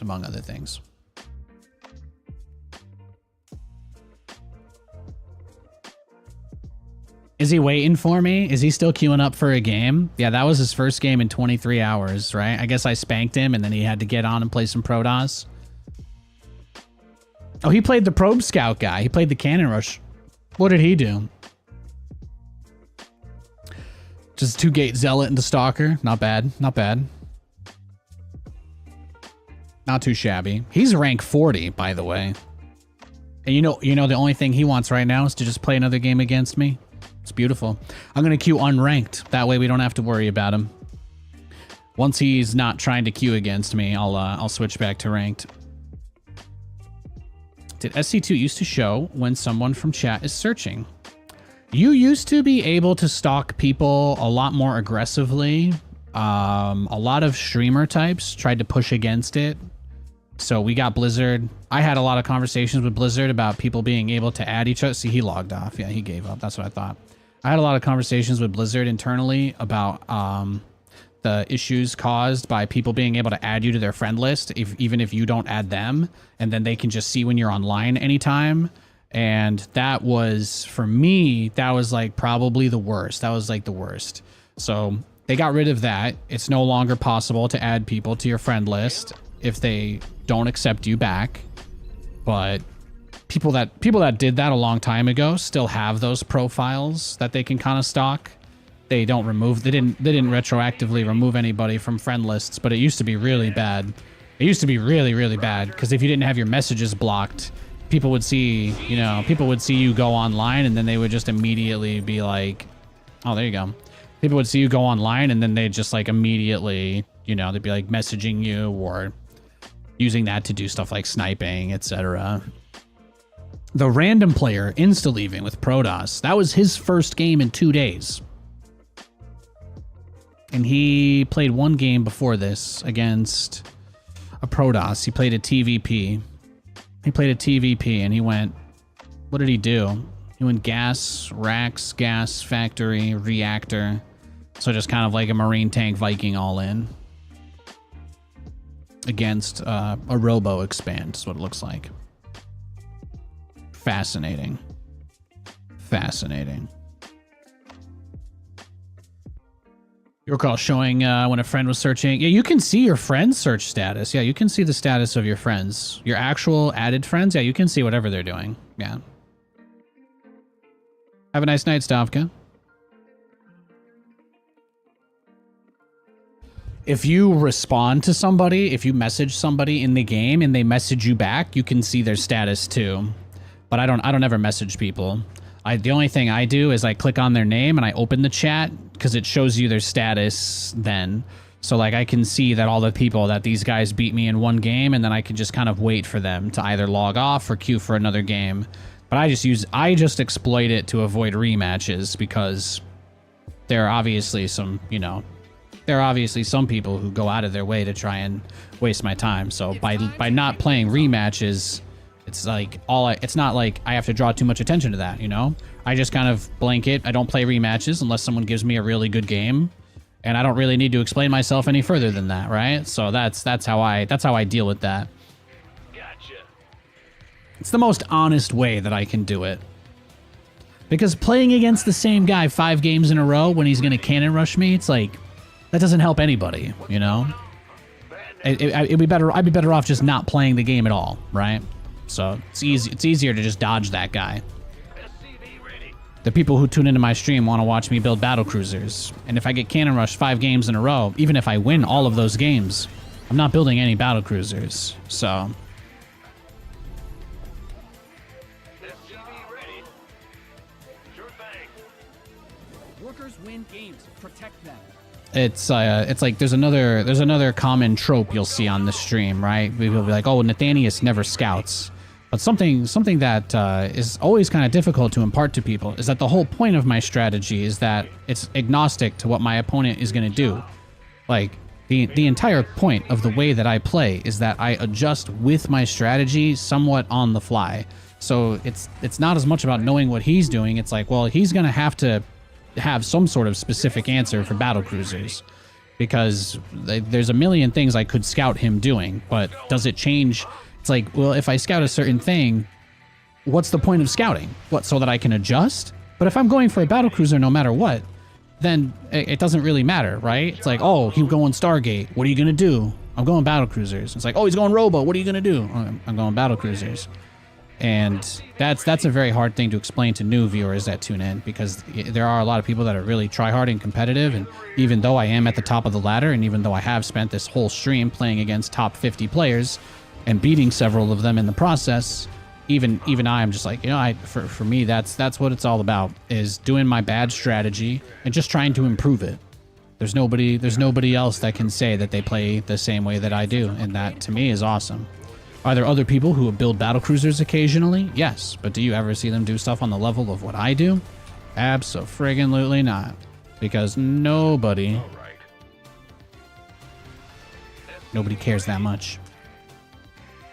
But for me, making the weird strategy work, that is like half, if not more than half, of the entire point of the game. SCV ready.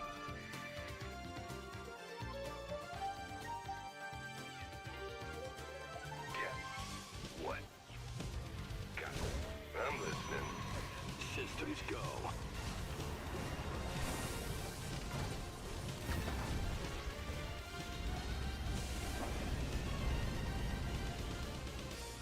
SCV ready. Will do. Like, you gotta think about it. For the average ladder player, there really is nowhere to go. Like, you're just gonna ladder against the same people forever until they move on to another game or quit the game. So you could just try and copy some pro and delude yourself into thinking that emulating somebody that you could never reach the level of is like the only reason to still play the game. But I offer a different path. Like, maybe you could do that. There's nothing wrong with that. But maybe you could also take breaks and sometimes mix in builds that you really like, regardless of what the meta or what's viable is, you know? Like, maybe if you're the kind of person who says to themselves, I wish nuke rushes were viable, I hope that you're at least trying to do it occasionally. I hope you have a nuke strategy that you actually practice. I think that would be really cool. I think that's what you need if that's how you feel. But I think it's really bad for the game when people get it into their head that it's like, oh yeah, there's this, I just can't do it because it's not viable, and you know, it's this mentality. It's like the whole point of strategies is that you figure your way out of difficult situations and stuff like that. So when people who play strategy games are like, oh, I just, you know, the fact that the strategy just can't work for, you know, some reason that somebody stated on an internet forum 5-6 years ago when they called somebody else bad, that they were just kind of trolling anyway. It's like, now all of a sudden nobody ever thinks they can do this? I'm like, I don't really like that either, so. Yeah, it's a min-maxing disease, exactly. I've finished Grandmaster so many times. I've been Grandmaster like so many seasons in the last 10 years. Go look up anything StarCraft related. You're not going to find anybody out there that says Nathanias is a great player. At the same time, I've still just been sitting on the top of the ladder doing my horrible turtle shitty strategies. And absolutely, even though so many people will queue against me and know everything I'm going to do before the game, I still win a lot. I win a lot of games of StarCraft. So if it was as obvious and easy to deal with as people try to make it seem like, I wouldn't be able to just troll the ladder by just building BCs and memeing around. Like, there's no doubt that there is a reason why this strategy works sometimes. But I'm also the only person who does it, so it's like, I can't pretend like it's like, oh, Nathanias figured it all out, he's the only guy that knows it. It's like, no, I'm just a man. And I don't have anybody to bounce these ideas off of because nobody else has a similar mission to me. So I either speculate with people in my chat who don't really play the game and they're just kind of speculating and educated guessing, or, right? So it's like, I don't want to be the smartest person in the room about this conversation subject when I'm having a serious discussion about it, I guess. Maybe that's how I feel.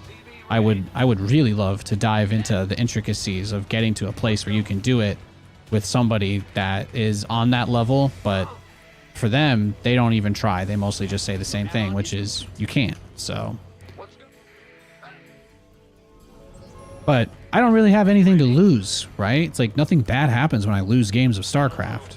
So if losing a game of StarCraft was enough for someone to stop watching me forever, I lose games every single day. So why is anyone here at all? You know? So it's like, I just don't worry about it anymore. This better be good. It's very liberating. Been waiting on you. It's very liberating feeling. Good job, huh? Ah. Bad news? Like, I just lost a game like 10 minutes ago. It's like, not everybody left from that. Okay, so Your dime. sounds like it wasn't that big of a deal, right? It's all good.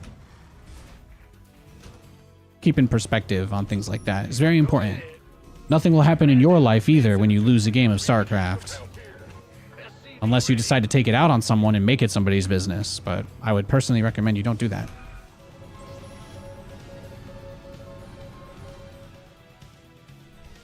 SCV ready.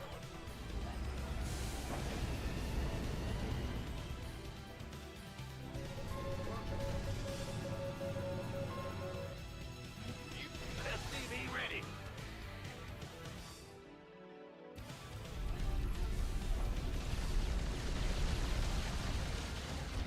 SCV ready. Getting a lot of probes here. This is nice because he made Archons, which don't really have range, so it's very easy for battlecruisers to kite those. Give me your observer. Thank you. Did he just try to force field my battlecruiser? Mine out some of your minerals. SCV ready.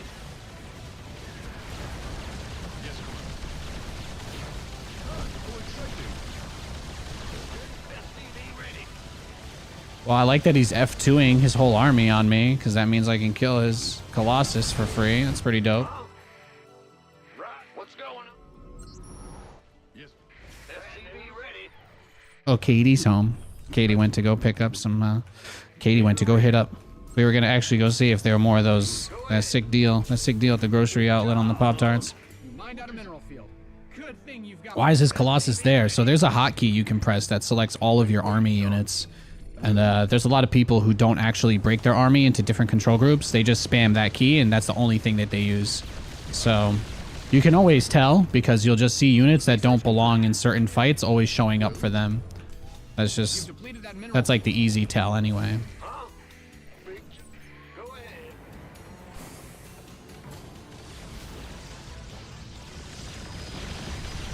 Your command center's got some new toys. Yes, Commander. SCV ready.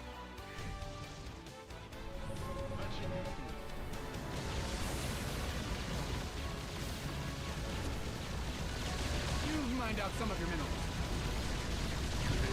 Look at that. Just ransack a mineral line on the way out. Beautiful. Yes, Commander. SCV ready.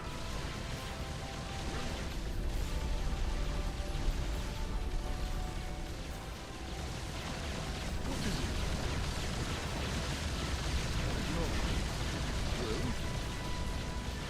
He's pretty good at his focus fire here, huh? Who called in the fleet? He's been pretty tight. He's been pretty tight about it. Ready. What is it? Oh, really? That guy's gonna have to stay home. What's going on?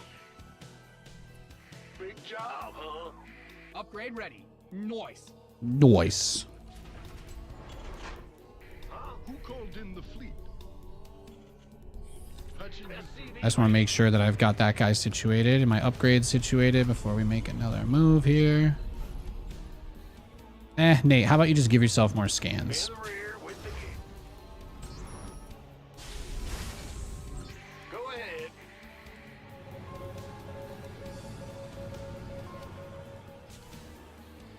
Oh, really?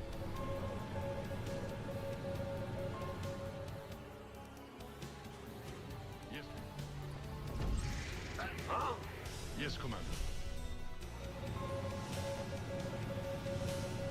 Command center upgrade complete. Who called in the fleet? Will In the rear with the key. Oh. You hailed? Yes. All right, I got a plan. You hailed? Command center 2.0 ready to go. Yes. Bad news.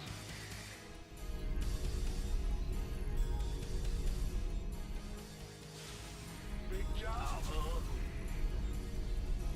We pop this 4th/3rd and then TP into the main and just make his life hell. Ready. Go ahead. It's a trap. Yes, Commander. SCV ready. Who called in the fleet?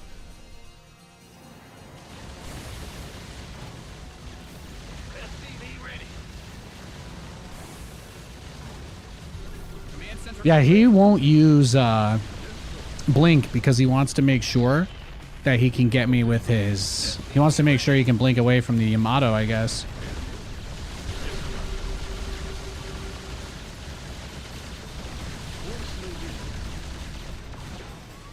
SCV ready. Engage. Huh? Upgrade complete.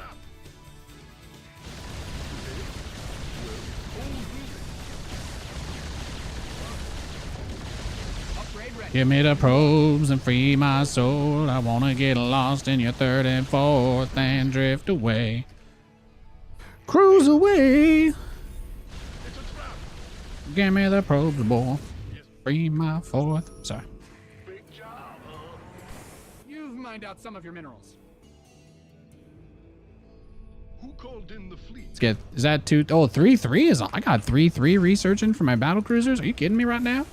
Are you kidding me right now? You probably positively rootin' tootin' me right now. Go ahead. Your base is getting blasted. Your SCVs didn't sign up to fight. base is under siege. Yeah, he's got to be pissed. What's going on? Yes, Commander. Yeah, you can have that one. That's fine. You mind adamant workers win games. Protect them. I mean, I've got a lot of defenses here, brochacho. Swap away. He killed the least. He killed the absolute least important thing I had on the field. So that's very, very nice. Bad news? Yes, Commander. Yeah, let's just go blow all this stuff up. That's what I want to do. Patching you through.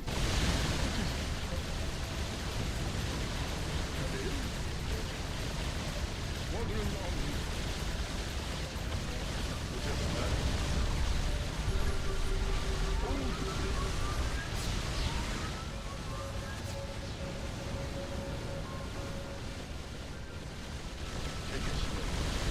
Yes, Commander. Guys are depleted. You've bled the planet dry. What is it? Oh, did you finally use a blink for the first time this game? I was waiting for it. I was waiting for it, Daddy. Pin this replay up on the wall. He tried to be so patient. He tried to be so patient. Exhausted that Vespine guy's Mm-mm. Not enough. Not enough. You've depleted that mineral field. Look at us, baby.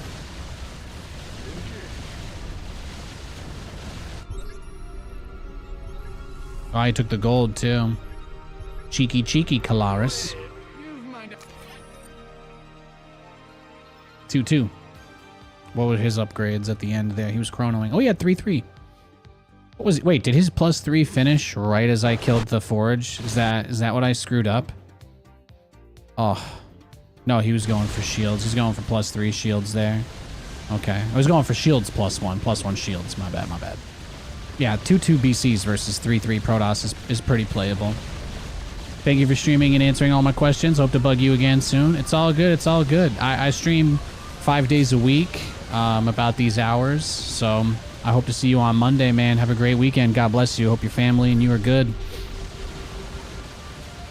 I'm just going to be casually playing some SC2 and mixing a few other games in there here and there until Stormgate drops. And then we're going hard in the paint. Then we're going hard in the paint on Stormgate. Great match, though. I wasn't sure if I needed to prioritize the Forge earlier in that situation, but what ended up happening is that he went for the... Yeah, he was going for shields. He was getting +1 shields. I thought I was going to be able to deny his upgrades, but I was not able to actually do that, so I was not. He played very well. I haven't taken a break yet. We've been live for 3.5 hours, so if it's okay, guys, I'm just gonna take 5, stretch my legs, go let my wife know I'm still alive, go let my dog know I'm still alive, and I'll be right back. Okay? Try a game for another hour or two. How does that sound? See you guys in a few.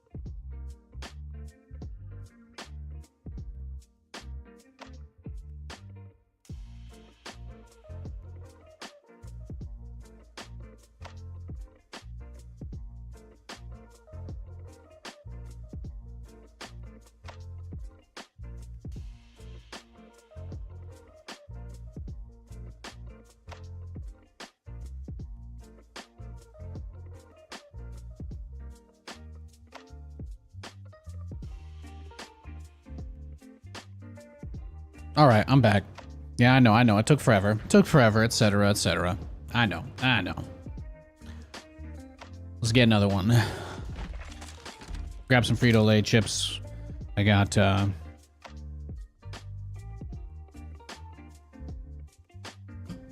my water.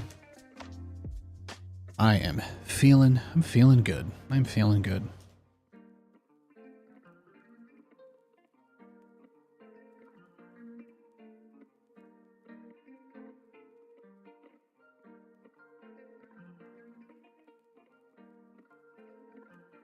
Yo, thank you for the gift sub and thank you for the sub, Scooter Peas. Thank you, Scooter Pies. Thank you, thank you.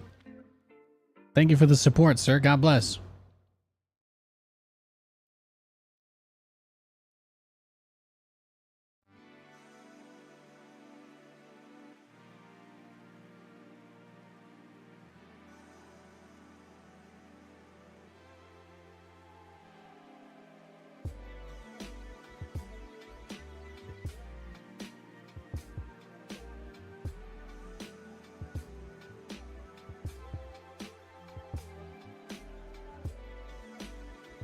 Oh, this is the guy I just played. No, thank you. Aw. You're too kind. You're too kind. What's going on? No, this is the guy. This is the guy. Literally the guy I just beat. SCV ready? Huh? What's going on? Well, butter my biscuit. I take a 5-minute break and this man is just waiting for me. This is that guy that like stands outside the convenience store for the manager after work to try and intimidate her. That's what this man is doing to me. Go ahead. SCV ready? Was it like Friday the 13th where he just gets more powerful by just standing in front of you and staring at you? Right? The longer he stalks you, the stronger he becomes. SCV ready here. Bad news. No, but this is like the first time I didn't deliberately try to avoid a rematch, and I immediately get a rematch, you know? Stuff like that informs the decisions that I make. Bad news. I imagine if I didn't try to avoid people occasionally, I would get stuck playing them a lot. Ready. I'm sure if I queue immediately after this, I'll hit this same guy again too. What's SCV ready? We hear you. Huh? In the rear with the gear. SCV ready. Huh? Go ahead. Big job, huh? Uh-huh. And I'm just going to go back to an earlier conversation subject. Somebody was asking me about the Spider-Man remaster on PC. The other reason why I liked messing around with it is because it's one of the few games available that supports all the latest NVIDIA AI feature stuff like the frame generation and the ray tracing and stuff. It's a gorgeous game. It's very, very visibly different. The reflections on buildings and stuff with the ray tracing on and whatnot. It's very nice. So it's a kind of like a tech demo game, I think, too. Cyberpunk also is, but yeah, Cyberpunk melts your computer. I can't get 20 FPS on my PC. Everything cranked on Psycho in that, so 4K is too much. I told you guys I got the worst ending in Cyberpunk, right? I got trapped in the death loop. Yeah. I tried to play the character straight as if I actually was the main character, and I just assumed, like, yeah, you're definitely going to have your brain overwritten by Keanu Reeves, and he's just going to take your body, like, even if he doesn't want to. So I was like, yeah, obviously I need to take care, I need to save myself first, you know, but I should have tried to go for a depraved run. The first time I play any game that has multiple endings, though, because I intend to play multiple times, I do, and that game has saves, so I have saves from before I made any heavy choices like that anyway. But the I always like to try and play it like whatever. What would it be if I just took the first objective that I was given as my main objective and just saw it through to the end, you know? So that's how you get the worst ending. Now you know. What? You want something? I got trapped. I got trapped in a box where all I could do was wake up and go through a cognitive test over and over and over. I did it 500 times. I really legitimately thought at some point they'd let you out. Life. But no. Your add-on is complete. SCV ready. You have no idea how many times I solved that Rubik's Cube. Picking up or I'm listening. Now what? SCV ready. Add-on's finished. Go, go, go. I getcha. In gear. Cyclone en route. Open into position. Waiting on you. SCV ready. I heard that. Let's go. This better be good. Will do, Command. SCV ready. In the pipe. Bye-bye. Now, Pin this replay up on the wall. Poo poo. Shooter. Damn. Just wanna tore his heart straight out. Oof. All right. Well, let's not play a third time in a row, huh? Let's not play a third PvP in a row then. We can stop bullying this man.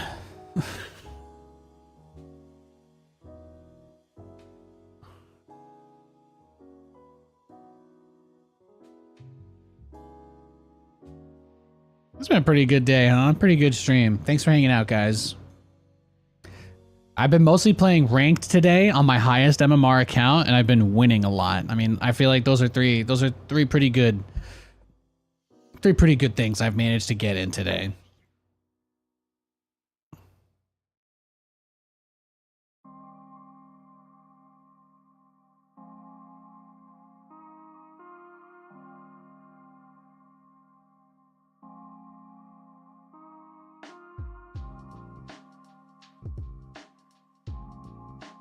Winning, yeah, exactly. We'll queue unranked and see if he's still hanging on our jock.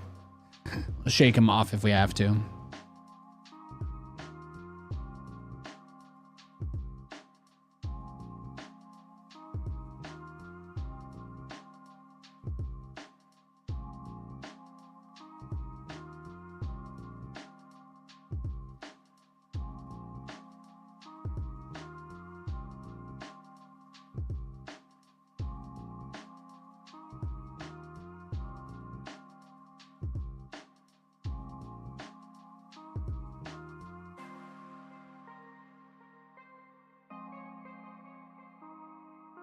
You played this like 5 years ago. You remember playing some matches against Nathanias. Crazy memories. Good old SC2 days. Oh, yeah?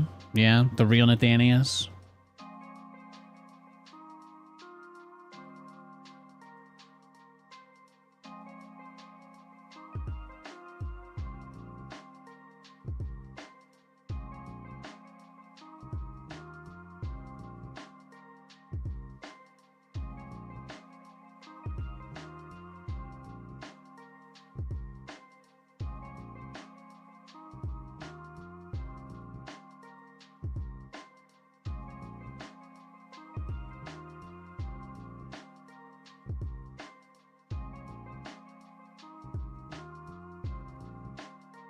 If we don't get a game in a minute, I'll probably just wrap things up and we'll just head out for our night of fun a little early.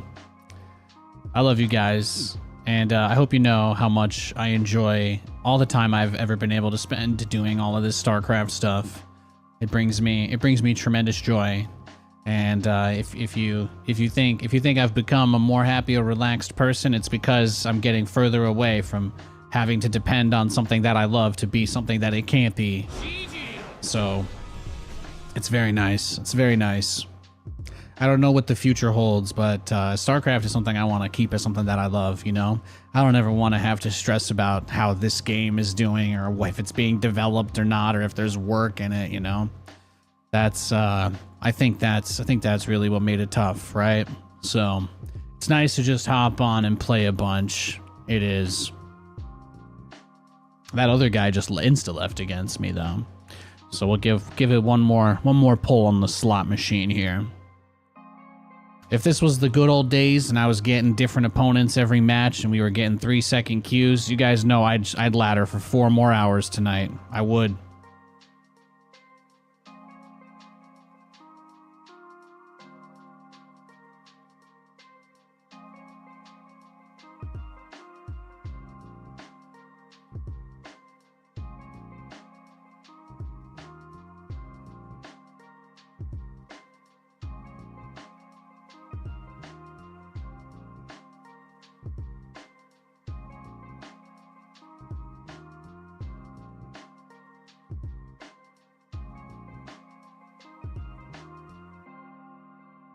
We're going to get chicken tendies. We're going to get chicken tendies and Mai Tais. That's our plan. That's our Friday night plans.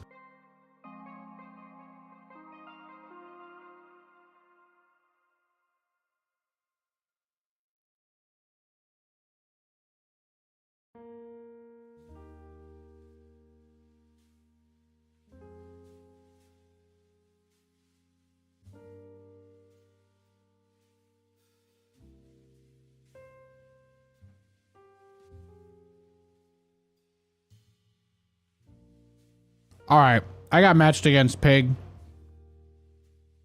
Obviously, I'm not going to beat him. He's a pretty big, popular streamer. I don't want to deal or get involved with whatever.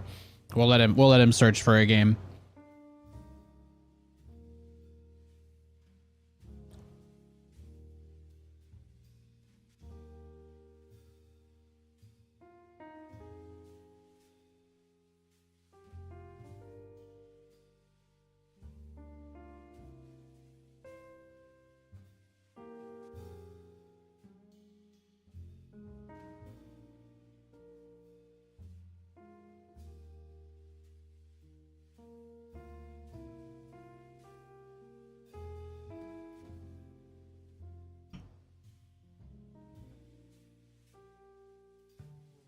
Well, you know, guys, maybe this is a sign.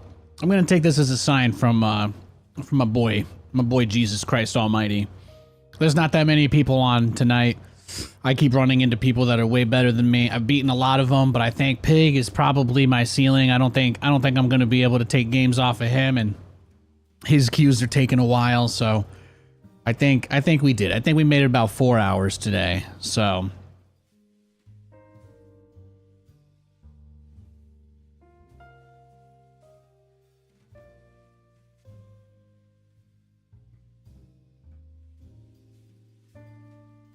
But I think I'm just gonna hop off. I think I'm just gonna hop off, and yeah, I think he instantly matched into me because there's nobody else. There's nobody else on, right?